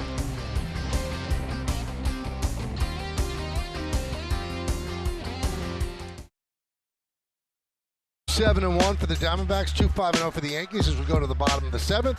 Home runs the story. Aaron Judge a 2-run shot. Blaze Alexander and Cathal Marte each with homers as well.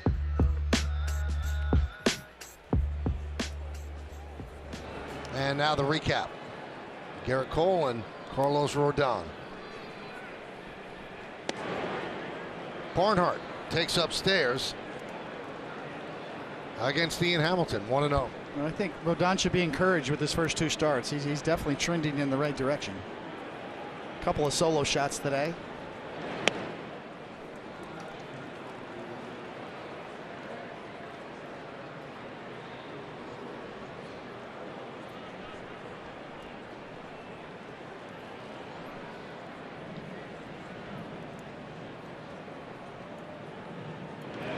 There's a strike from Hamilton, 2-1.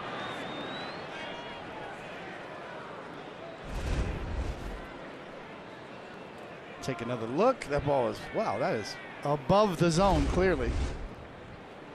And Barnhart took a little walk, settled himself down. A lot of talk about catchers framing low pitches. Wells did a good job on the high one there. 2-2. I think it's just a matter of time, maybe even next year, Michael, that Major League Baseball will have a challenge system. Not a full robot umpire system, but certainly a challenge type, hybrid system. Swing and a tip into the glove of Wells. One away. Well, we mentioned it Friday. It's the home opener at the stadium as Juan Soto makes his Bronx debut in pinstripes against the Toronto Blue Jays. Special extended pregame coverage begins at 11:30 a.m. with all the pinstripe pageantry. And remember, if you get Yes on TV, then you get the Yes app for free or sign up for a subscription.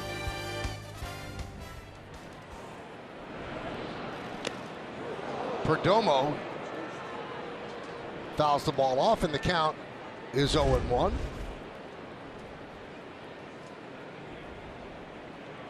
Got the umpire, and it was a foul ball.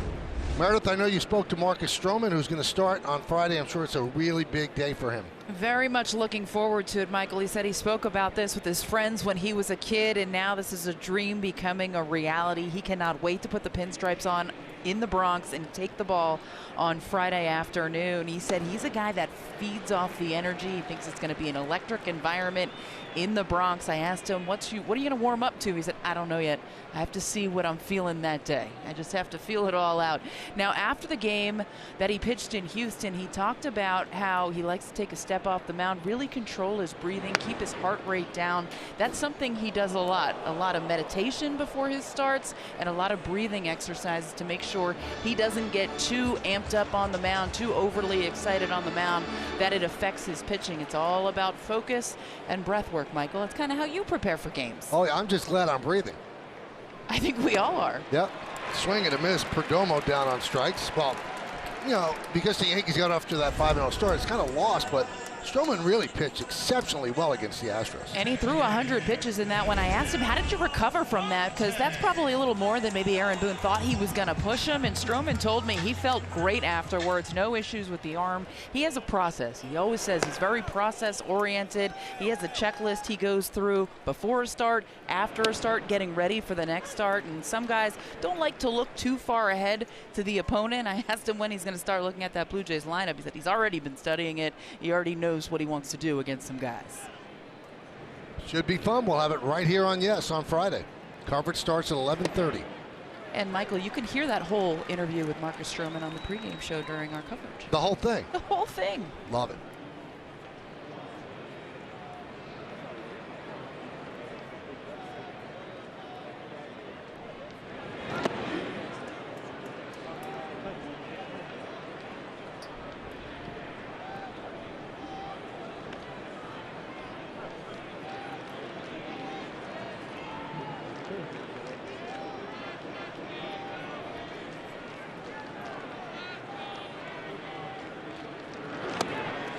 That's a good inning for Ian Appleton. He strikes out the side. 3 up, 3 down, all K's. We go to the 8th.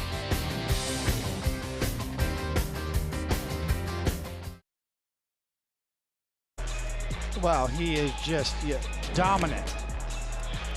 Upper 90s fastball, but that Salambio is just a pitch that nobody knows what to do with. You can't even identify it. It's identified as a slider, but it's got really funny spin on it. It's a circle change grip. Hard to even know what's coming. They can't hit it. Joe Mantiply takes over for the Diamondbacks. Yankees counter with John Birdie. Pinch hitting for Grisham.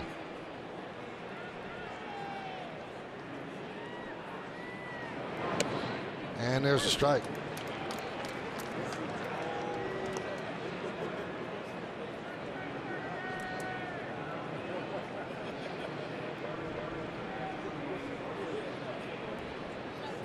Three-way deal with the Marlins and the Rays, and Birdie ends up with the Yankees. They thought he'd be seeing a lot of time, but Oswaldo Cabrera's been playing so well, it's hard to get him in the lineup.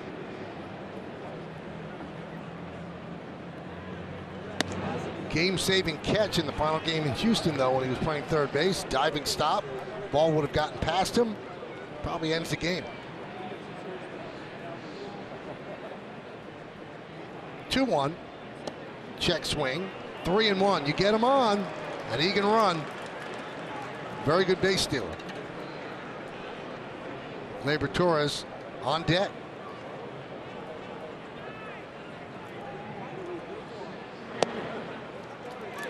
Strike two, 3-2. So Merrill Kelly, a strong 7 innings. Now the Diamondbacks turn it over to their bullpen. First out is Joe Mantiply on the mound. 3-2 count against the pinch hitter Birdie.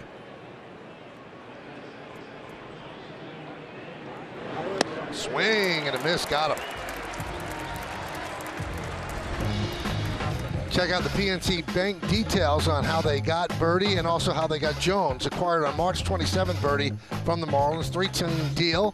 Then Rortvedt goes to the Rays, and then Jones selected off waivers from the Brewers at the end of February.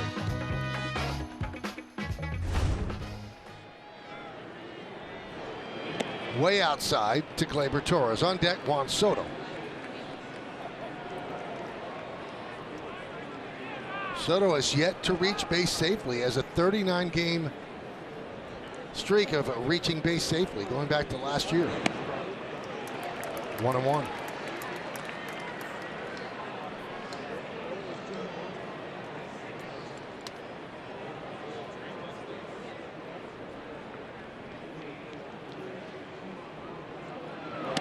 One and two.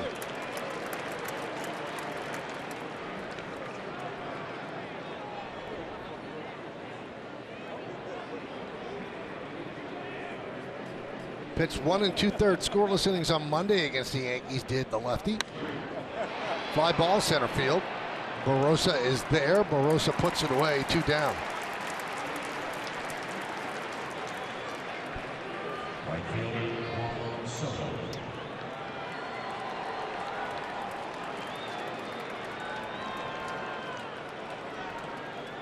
So here is Soto. A fly ball to left, reached on a fielder's choice, and a ground ball to second.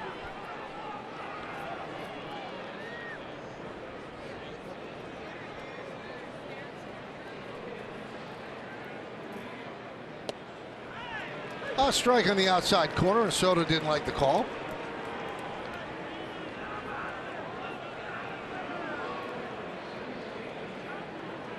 Turns his back on Mantiply, digging a hole in the batter's box. They're going to use this timeout right there just to make a point.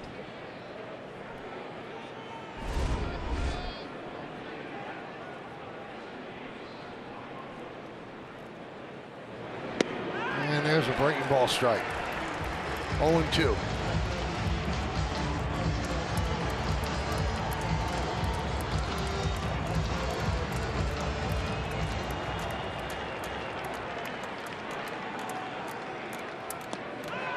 Took that one a bit low, 1-2. Very close. They won it way away. He left it right there on the plate, just right at the bottom of the zone or below. Chop to shortstop, Perdomo. He gets Soto. And the Yankees go down in order. We'll go to the bottom of the 8th. 2-2 game.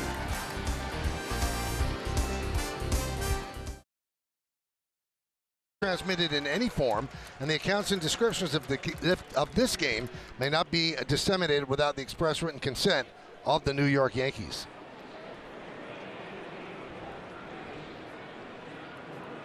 Carroll leads off, swings at the first pitch and pops it up.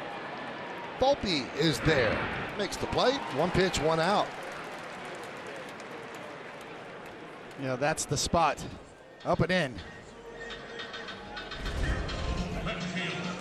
Sets up in there. You could see him just fight it. He got beat, just trying to fight that off. First pitch, 4-seamer. Hamilton's a weapon, a multi-inning weapon for Aaron Boone.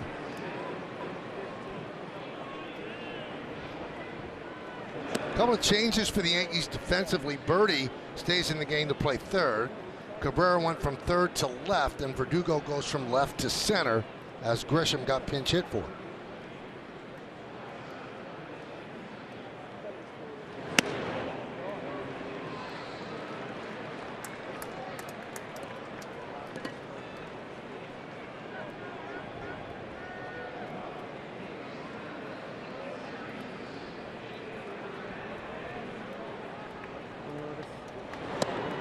strike. Just shows you the confidence he has in that Slambio. 2-0 to a fastball hitter. Drops it down and away on the black.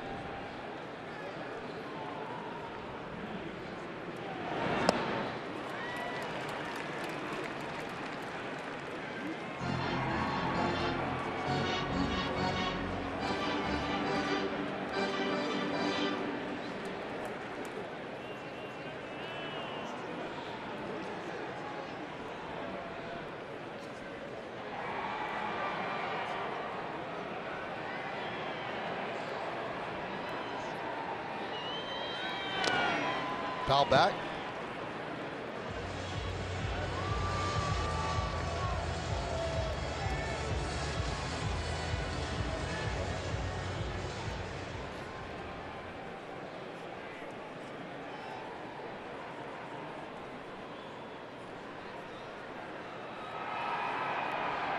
The 2-2. Buzzed inside. 3-2 on Gurriel. Loizaga up in the Yankee bullpen, and Ginkel, the closer, is up in the Diamondbacks pen. The real closer for the Diamondbacks, Paul Sewald, is on the IL. One hopper to Volpe. 2 down. New York Yankees Foundation's opening day 50-50 raffle is open now. This Friday, April 5th, the home opener has a guaranteed starting jackpot of $50,000. One lucky fan will take home half the pot, and the other half benefits the Yankees Foundation. Buy your tickets now at yankees.com/5050.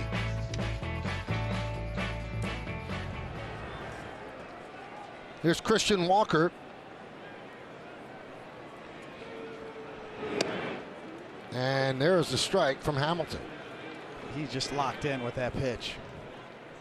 You know, it really just is an outlier pitch. Nobody throws like that. It's hard to throw a ball 88 miles an hour that low of a spin rate. So 89 miles an hour there, and the movement down. That's all grip. That's that Slambio grip he uses. About 1,400 RPMs on the spin rate on that. That allows for that movement down. The arm action is perfect. The release point the same as his fastball. But the uniqueness of the pitch is what makes it so devastating. It's more like a split finger fastball type spin, that low of a rate.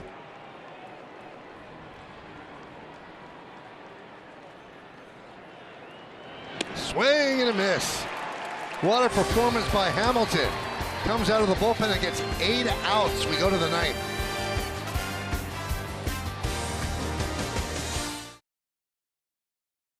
App and stream live games with an enhanced stat overlay. Play along, win cash prizes, and earn Yes rewards to redeem for gift cards and gear. Download now, and remember that if you get Yes on TV, then you get the Yes app for free, or sign up for a subscription. Well, the Yankees are familiar with the work of Ryan Thompson. He comes on, and he'll face Judge, Rizzo, and Volpe. Way outside from Thompson.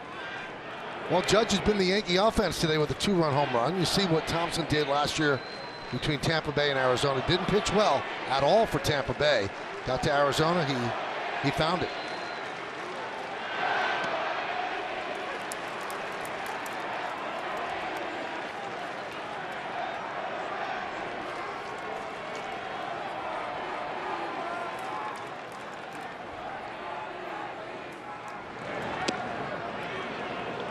Yankees have always handled Thompson pretty well. He has an ERA under 3 against everybody else but the Yankees. The Yankees doubled that.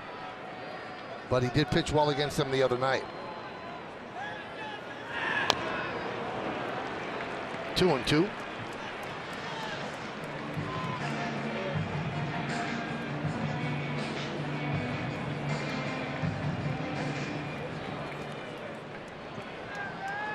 Judge has seen him a couple times, 2 for 11 with a home run.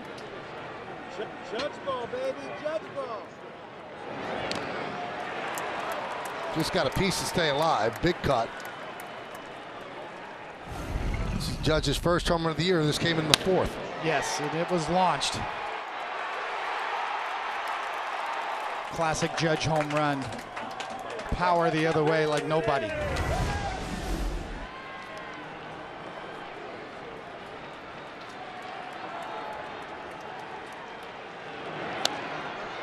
Popped up. Got him on the slider. Walker puts it away. One out here in the ninth.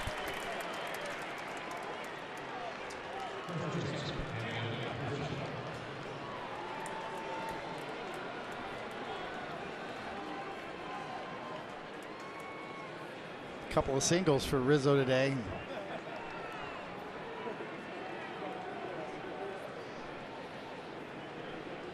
And fouled out to left this last time up. High fly ball, fairly deep right center. Plenty of room out there as Barossa puts it away.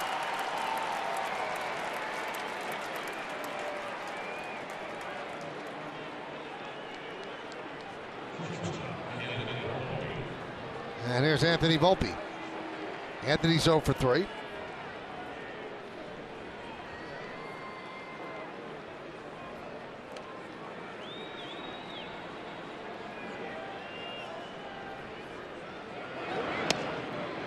And a strike.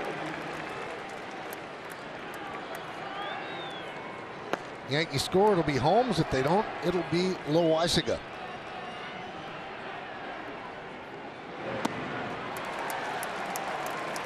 He's got them waving at the slider.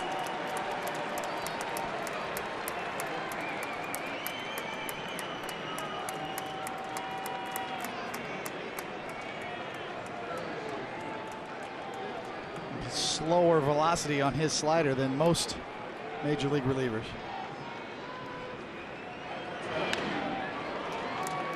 Can still get it up there in the low 90s, but his slider's in the upper 70s, so really good differential. Not to mention the sidearm angle.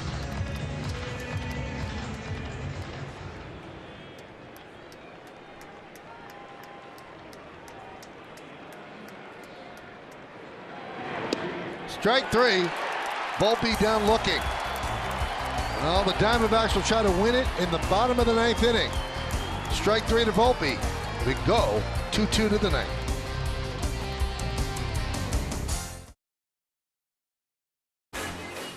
As we go to the bottom of the ninth, it's 2-2. Well, fans, stay tuned after the final out for today's WB Mason Yankees postgame, as Bob and Jack will have full highlights and analysis. Meredith gets player interviews in the clubhouse, and you'll hear from Aaron Boone on the manager's report. Plus, a look ahead to the home opener against the Blue Jays. Jonathan Loaisiga will try to hold the Diamondbacks down here in the bottom of the ninth to force extra innings. First up, Suarez. And a strike.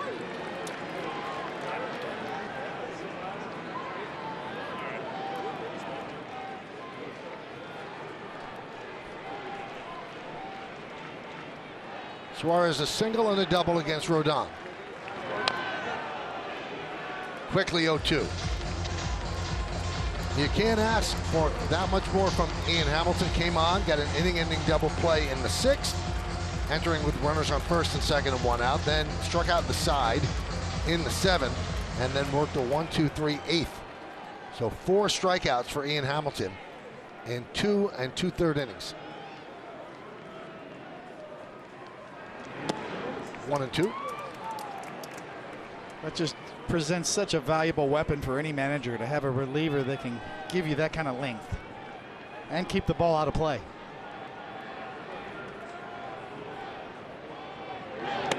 Strike 3. Suarez down looking.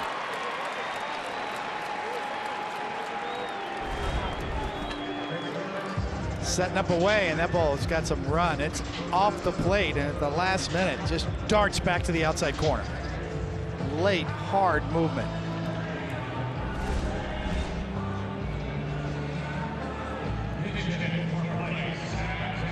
It had about 18 inches of horizontal break on that last two-seamer. Jace Peterson is going to pinch hit for Blaze Alexander.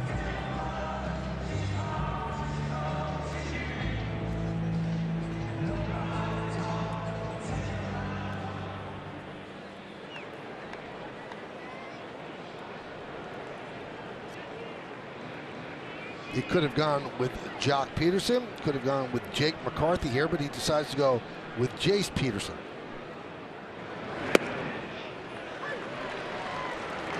0-1.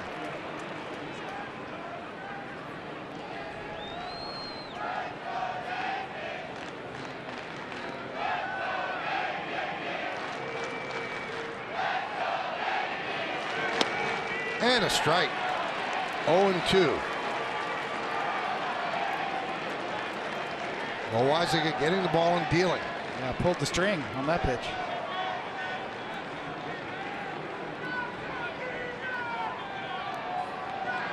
And the pitch. Upstairs at 98. Diamondbacks have 2 runs on 7 hits. They've committed 1 error. That was a catcher's interference error. And the Yankees 2-5-0.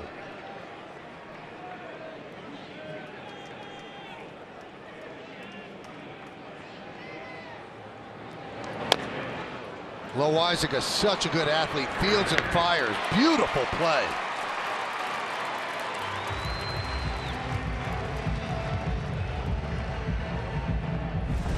This had trouble written all over it. Full swing into the bat. If one more bounce, that gets by him. That's a knock. Well done from the pitcher position. Kevin Ginkel will pitch the 10th, if there is a 10th. 2 outs here in the 9th. Here's Barossa.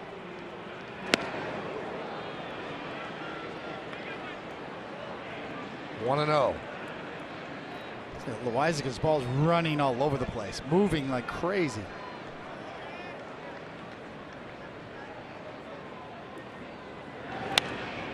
One and 1. You think about home plate is 17 inches. On the width side, Loaisiga's ball runs up to 20 inches, more than home plate, and late and high velocity. So when thrown right, it's so difficult to hit.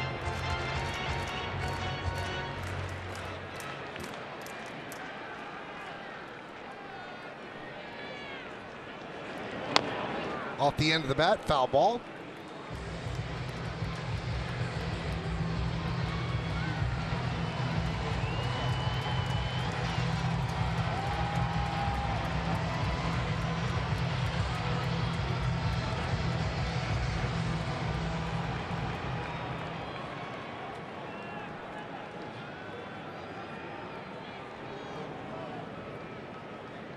And the 1-2. Change up high.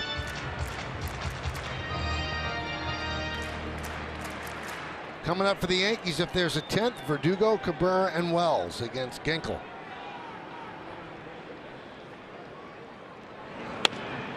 That one on one hop. Tough hop to Volpe. He fires across the diamond. And Loaisiga retires the Diamondbacks in order. Free baseball coming up.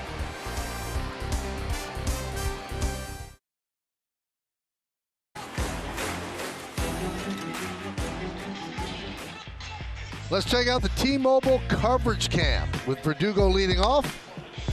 Take a look at this catch by Gurriel, going a long way and making the slide in the catch in foul territory to retire Verdugo. And that came in the 2nd inning. That's the T-Mobile coverage cam. So here's Ginkel. Last year his numbers outstanding. And then in the postseason he was even better. 11 2/3 shutout innings in the postseason. 6 holds and 1 win in 10 appearances. Now he's the closer with Paul Sewald out. Sewald's out in the first couple of weeks of the season with a grade 2 left oblique strain. Well, extra inning rules. You've got Volpe starting the inning at second base. Verdugo looking for his first hit of the day. He's 0 for 3. Deep drive, right field. There it goes. See ya! A long home run for Verdugo, and the Yankees lead 4-2.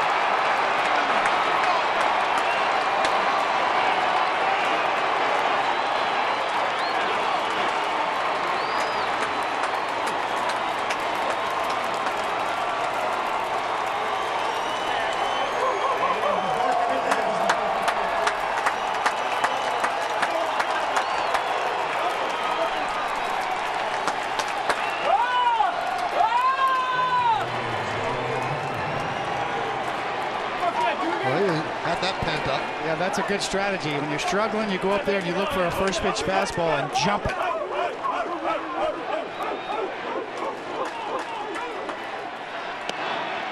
He soaked in every bit of that trip around the bases.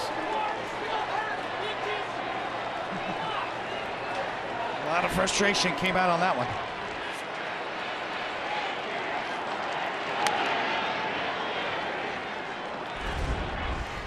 Look for it, get it, crush it.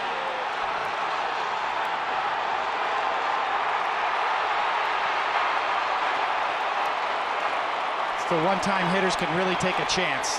So look for a fastball, cheat, start your swing early, and launch.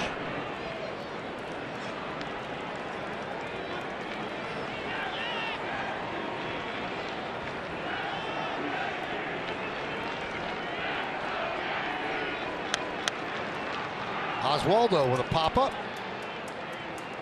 Gurriel is there to make the play. 1 out. Short and quick. When you hit them like that, you can take your time.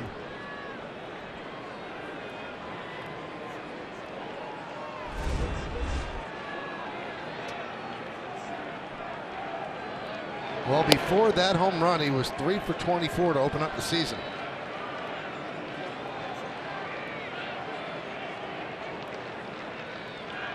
Swagalicious. High drive off the bat of Wells, deep to right field. Carroll back. He's on the track, and he makes the play for out number 2.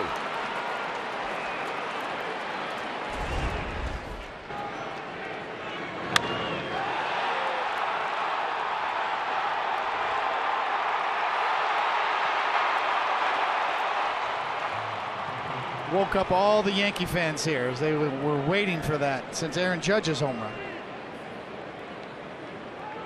It's a difference in the game. The Yankees have a couple of home runs with men on base. John Birdie takes inside.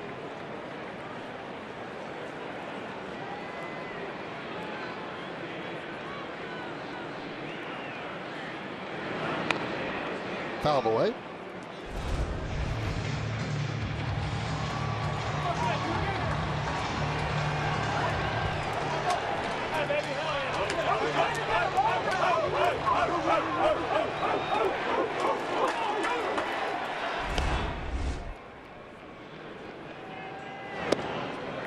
One and 2. Got a dog pound down there, Michael.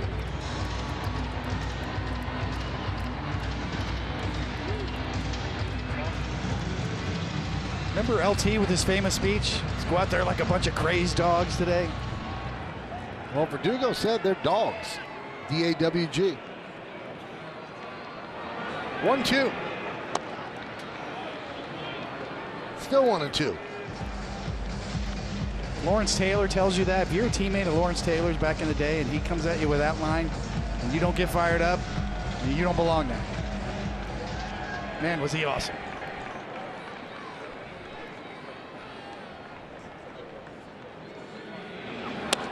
Ground ball, first base. Walker is there, and that'll do it. But the Yankees take the lead. Verdugo has been waiting for his moment. It arrived. His first Yankee home run in extra innings gives the Yankees a 4-2 lead. We go to the bottom of the 10th.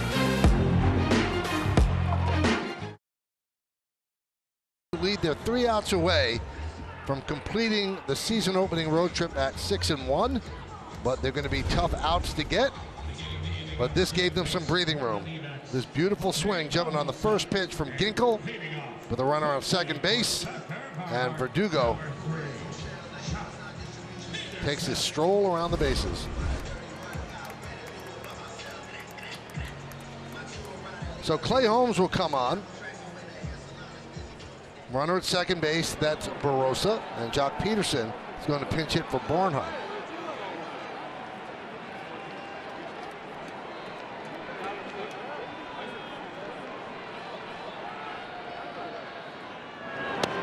And a strike. Holmes closed 3 of the 4 games in Houston. Looked a little tired on Sunday, but has the first 2 games of this series off, and now they're asking him to get the final 3 outs.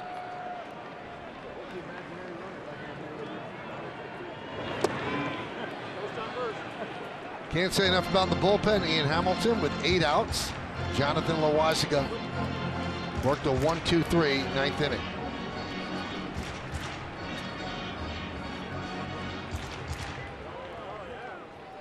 Barossa leads off second. The inherited runner, ghost runner, whatever you like to call it. Manfred Mann. 1-1. 2-1.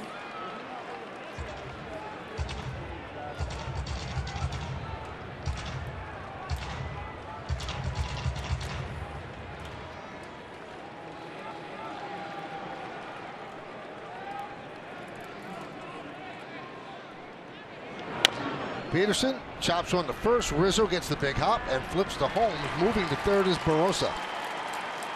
1 away.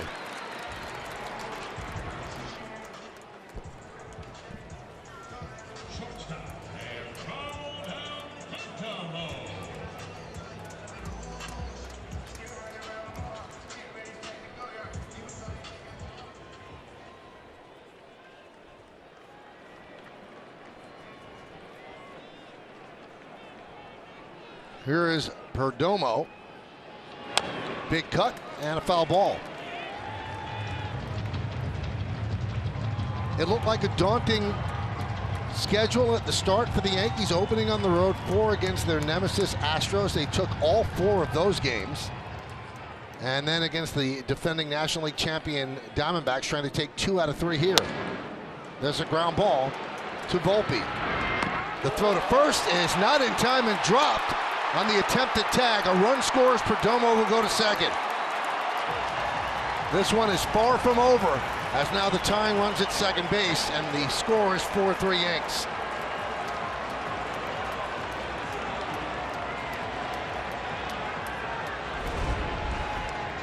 Well, Perdomo can run. He put a little pressure on Volpe to rush it just a bit, and that's up the line, and he's out right there, but the helmet knocked it out. Perdomo gets out of the box pretty good, and he's putting pressure on the throw. And then limps on into second base. Not sure exactly what happened. Grabbing his knee.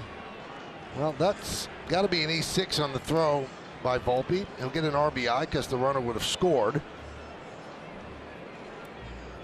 And that's what the Diamondbacks have left on the bench in case Perdomo has to leave. The only person they could use is Jake McCarthy, unless you want to go with the second catcher, and that's Gabriel Moreno. So Perdomo's going to lead the game with an injury.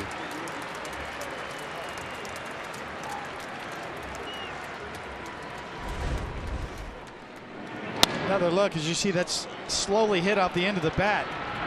And Volpe with a second crow hop kind of sails the ball up the line a bit.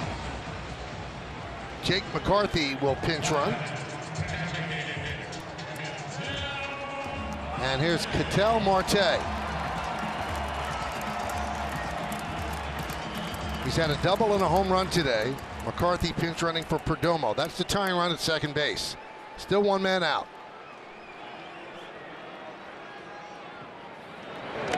That one gets away. Wells retrieves, but moving to third. And now 90 feet away from tying the game is McCarthy. Well, just that fast.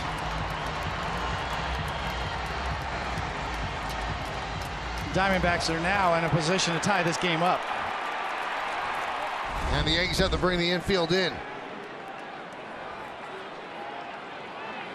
And Matt Blake, the pitching coach.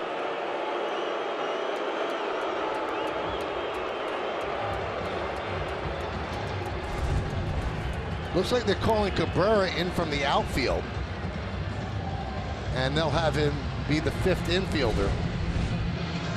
You can see Rizzo had that. It was the helmet that knocked the ball out of the glove. Rizzo came off the bag and made the tag. He was going to make the play.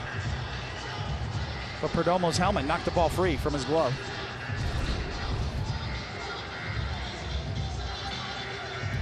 He's out. Helmet and shoulder. Knocked the ball out.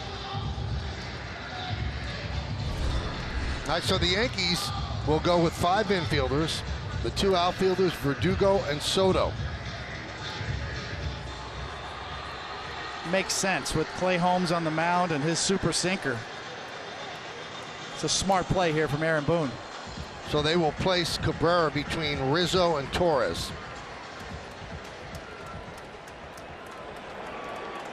Luis Rojas directing the defense.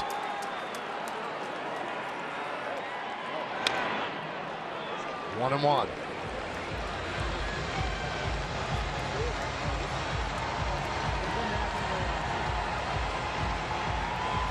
And they are all the way in on the edge of the grass. Coming in hot.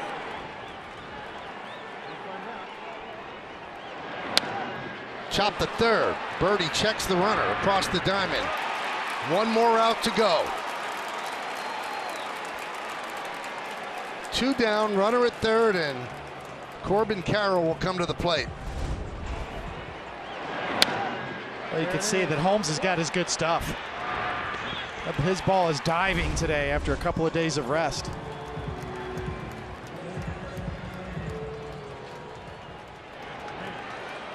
Cabrera goes back to left field. 4 infielders now, they're all back. Carroll at the plate. Chopped over the mound, it's going to be a tough play. Charging is Volpe, fires, not in time. Scoring is McCarthy, and the game is tied.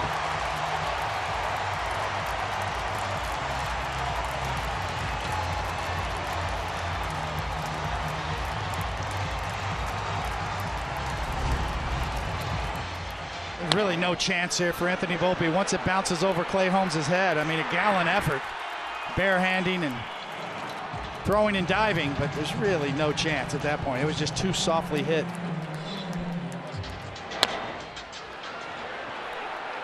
And good speed, obviously. And here's a dangerous Gurriel. Carroll a threat to go.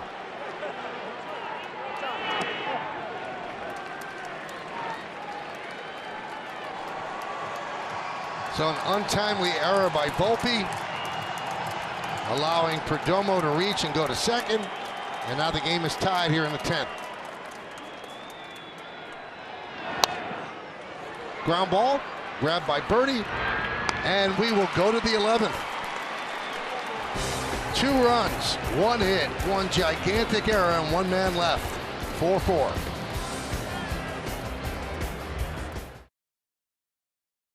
Home run by Verdugo. Some sloppy defense by the Yankees gave it back. So it's 4-4. And Scott McGough, who we saw yesterday, he comes on.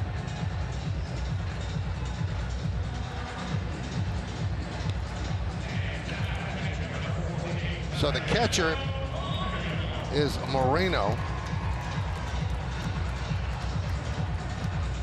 The shortstop is Marte. And that means they lose the designated hitter. A couple more innings like this, we'll work our way right into primetime on the East Coast, Michael. That's right. So right now, McGough is batting 9th. Runner at second base. That's Birdie. As Torres swings and fouls it away.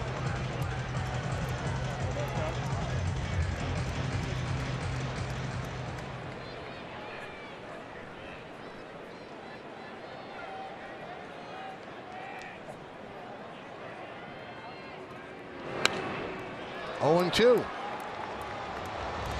So the euphoria of the long home run by Verdugo quickly erased by a sloppy bottom of the 10th, and it's 4-4, 4-8-1 for the Diamondbacks, 4-6-1 for the Yanks.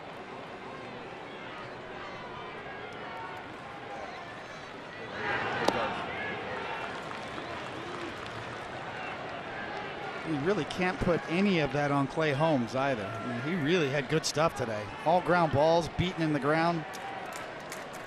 I mean, his ball was diving like crazy.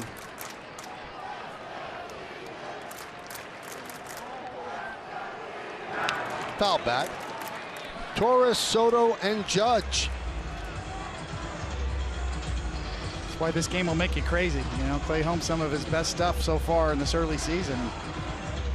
2 runs end up on the board.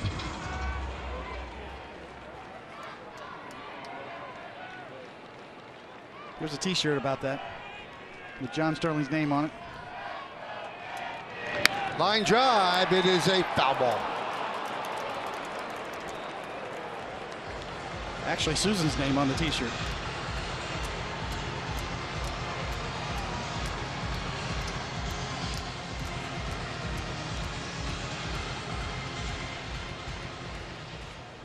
Well, from center field to the left field foul line, that's in shadows. Shortstop and the third baseman in shadows as well. Pitcher and the hitter still in the sunlight.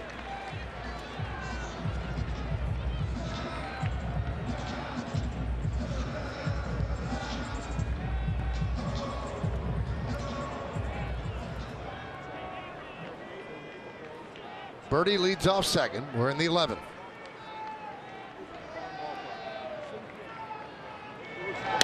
There's a base hit to right field. They're going to hold Birdie up at third as Carroll comes up throwing. And the Yankees have runners on first and third. And Juan Soto coming to the plate. Just a great job by Gleyber Torres, breaking it down, looking for contact, looking to shoot it the other way. Excellent situational hitting.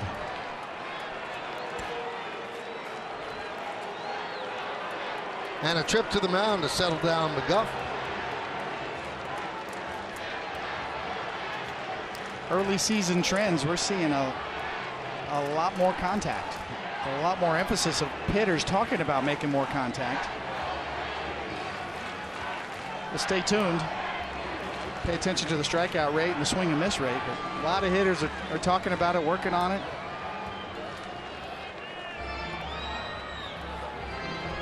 Well, Soto in regulation was 0 for 4. So he has a 39-game on-base streak on the line right now. He gets an at-bat that he wasn't expecting. They bring the infield halfway. And there's a strike from McGuff, and once again Soto was upset with the call. He's had some words for Brian Walsh. Like it hit the border.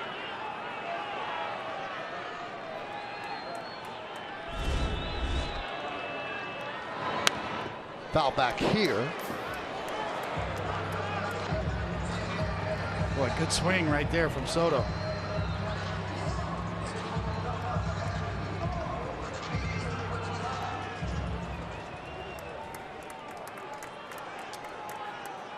First and third, nobody out. Birdie at third. Torres at first. Soto at the plate.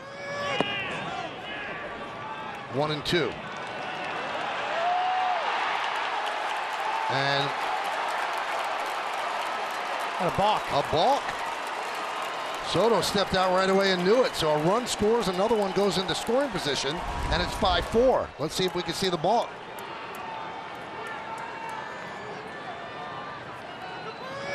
Yeah, he didn't come to a set. Yeah, that's not a pitch clock. That's a straight balk from not coming to a discernible stop before you deliver the ball.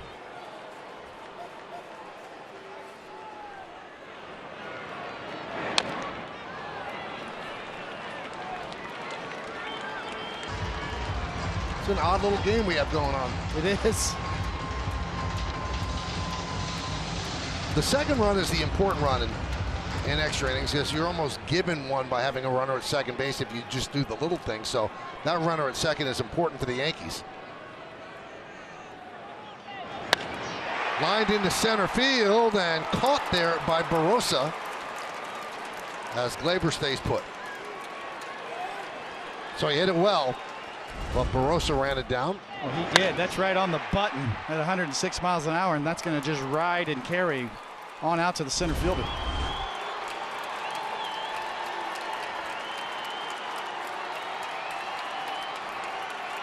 So here's Aaron Judge.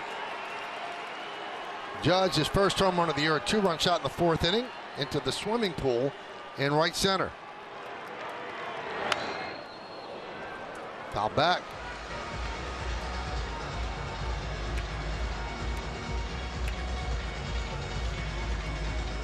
Kelly started, went 7. Manaply pitched the 8th. Ryan Thompson, the 9th. Ginkle, the 10th. And now here's McGough. That one's driven into right center field. On the run, Barossa. He can't get there. It gets by him, and it goes all the way to the wall. Scoring is Torres. Going to second with a big RBI double. Aaron Judge. And the Yankees lead 6-4.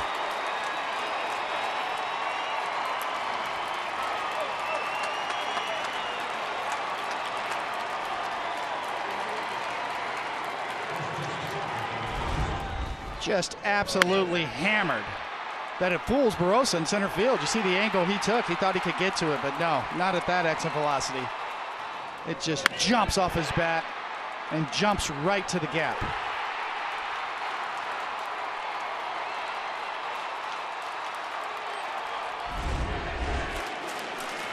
Two-run lead now. Here's Anthony Rizzo. He has 2 hits today. And a strike. Now Birdie is up in the Yankee bullpen. Will they ask Holmes to pitch a second inning, or will they go to Birdie?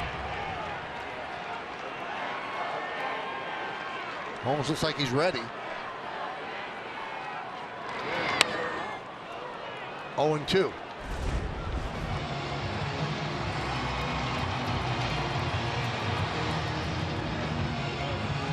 A lot of barking going on in that Yankee dugout.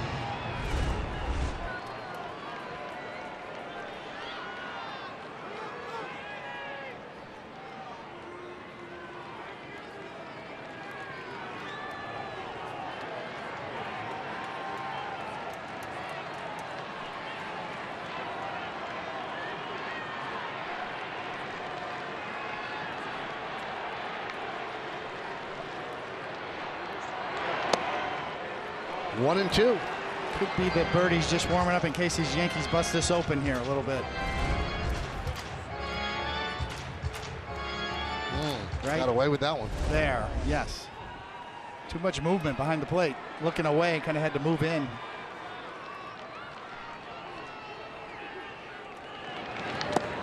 Swing and a miss.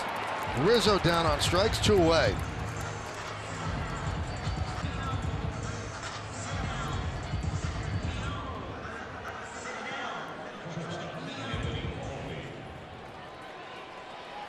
See, he's just going along slowly here, Birdie, in case the Yankees score a bunch of runs here. There's Volpe. He's 0 for 4. Scored a run as the inherited runner. Starting out the 10th, he scored on Verdugo's home run.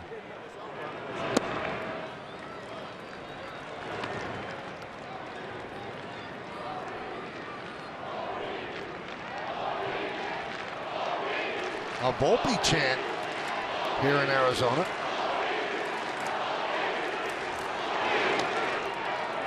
One and one.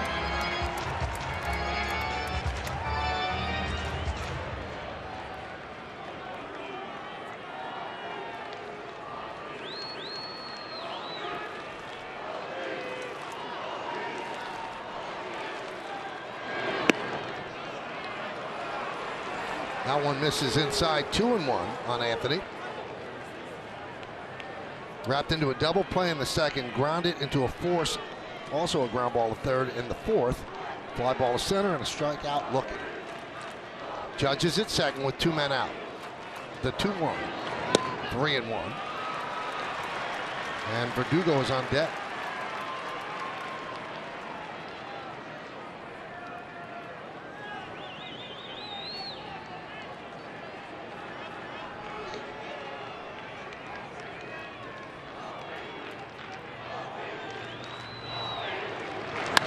Skied the other way down the line, but it slices foul.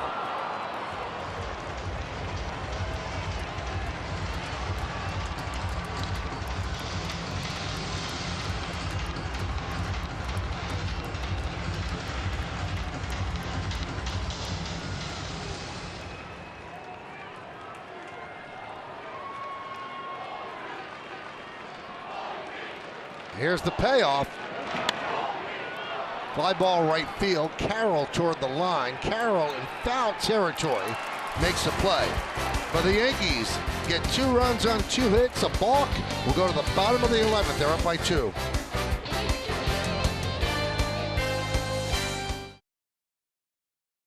Innings. that happens. Verdugo jumped him. Put the Yankees up 4-2 at that point and set the Yankees dugout on fire. Once again, they need 3 more outs.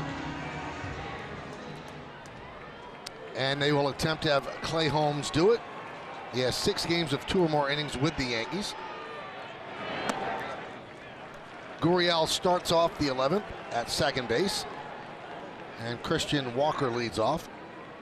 Walker's had 6 swings and misses today. He has 3 strikeouts. He is 0 for 4.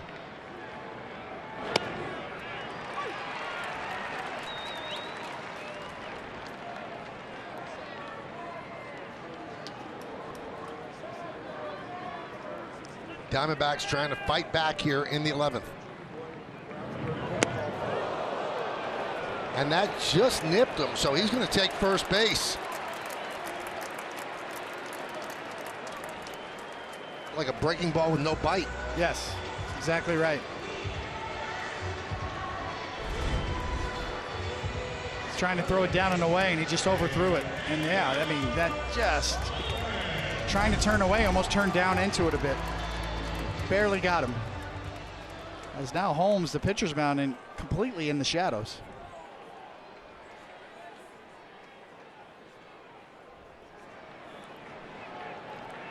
Here's Suarez. First and second, nobody out.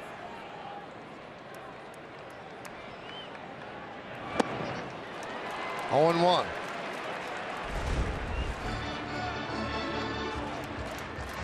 Barely up the helmet, it looked like. Maybe the bill of the helmet. Had to be the bill of the helmet.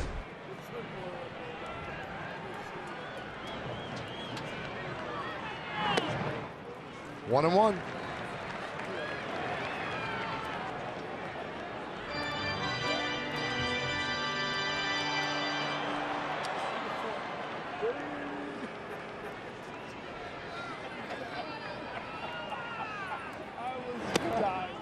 Two and 1.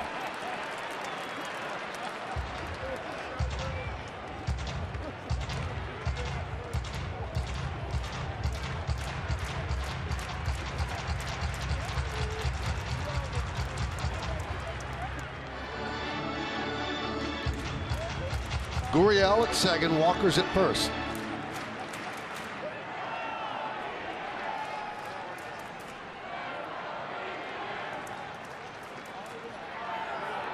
Holmes deals.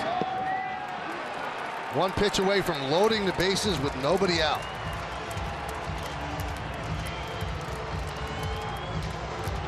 It's a completely different pattern for Holmes in this inning as opposed to the previous inning. A lot of sliders.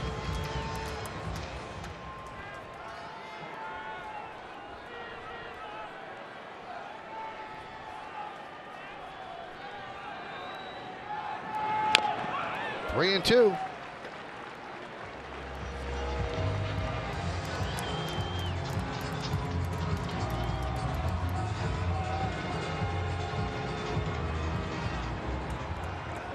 First and second, nobody out. Bottom of the 11th, the Yankees up 6-4.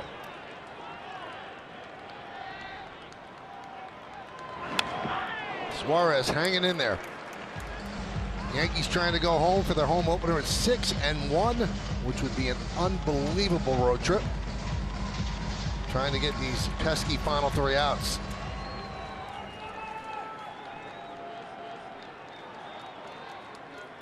Three-2.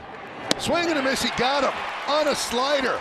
Suarez strikes out for out number 1.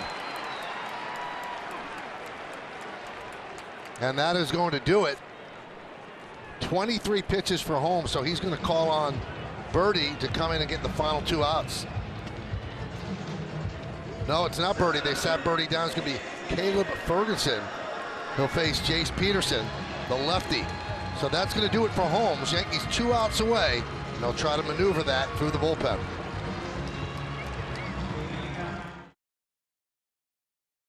Debut against the Toronto Blue Jays. Special extended pregame coverage begins at 11:30 a.m. with all the pinstripe pageantry. And remember, if you get Yes on TV, then you get the Yes app for free or sign up for a subscription. Caleb Ferguson. See what he did last year with the Dodgers. He comes in a big spot right here against Peterson. Peterson pinch hit for Blaze Alexander in the 9th inning. First and second. One man out, bottom of the 11th, 6-4 Yanks.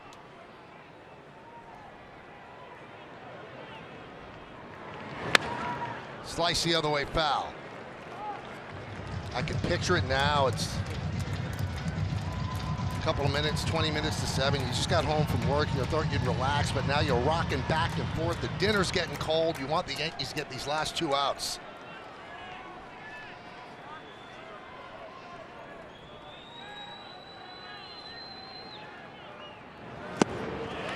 Oh, 0-2. So a big spot for Ferguson.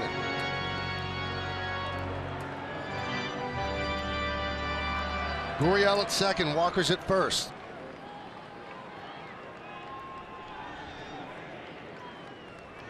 Outside, 1-2.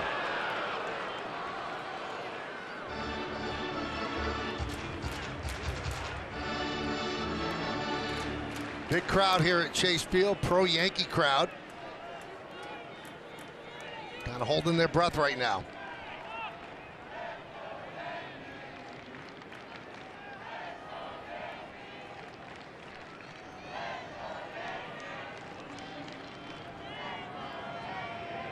Swing and a miss.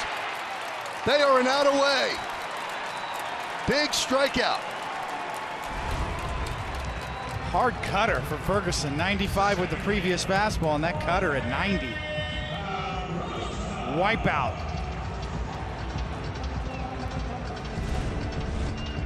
He's had a great track record the last couple of years with the Dodgers. The Yankees see him as the guy who's going to replace Wandy Peralta. Well, here is Jorge Barrosa, a rookie.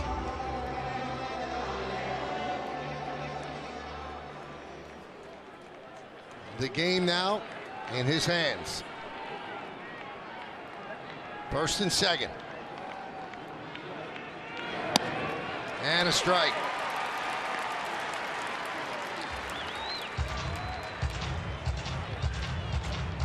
Nice firm fastball, nice good location.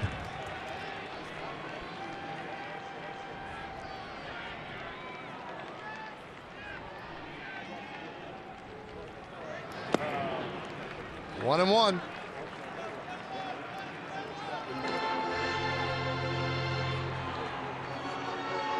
The young catcher, Gabriel Moreno, is on deck.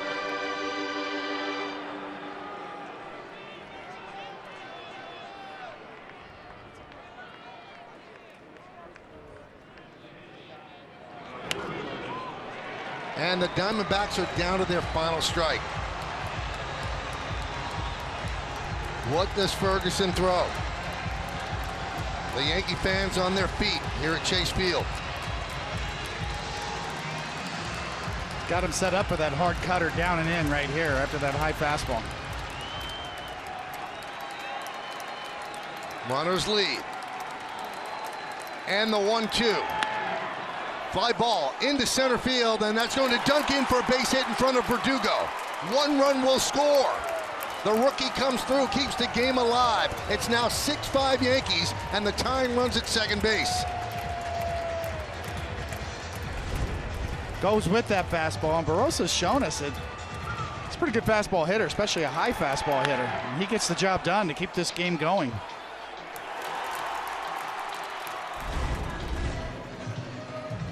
Now the Yankees have an interesting decision here. The tying run is at second base. There's a base open, it's third base. So play with me here. If they walk Moreno, the pitcher is in the number 9 hole and the bench is empty for the Diamondbacks. It would have to be a pitcher that hits. But you'd be moving the winning run to second base. So what would you do, David? Wow. I'd be tempted to just, like Matt Blake would say, like, just be careful here. Make really good pitches. Well, there you go. He's going to do it for him right there. The decision is made. Well, it is a gutsy call because you moved the winning run to second base, but now you have a pitcher that's going to hit. What pitcher is it going to be? We'll see.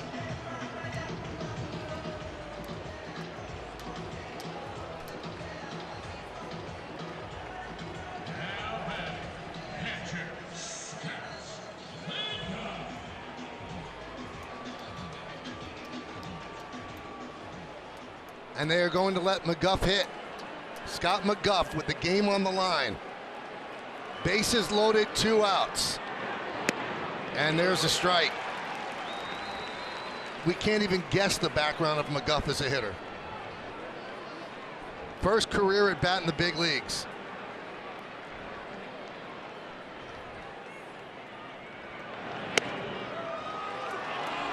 Now it does force you to throw strikes because a walk ties the game. He had 5 career hits in the minors, McGough did.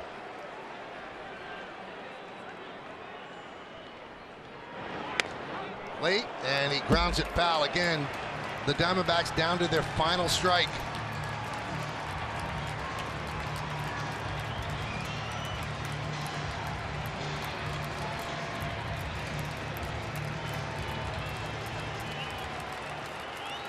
Bases loaded. Yankees up by 1. Bottom of the 11th inning.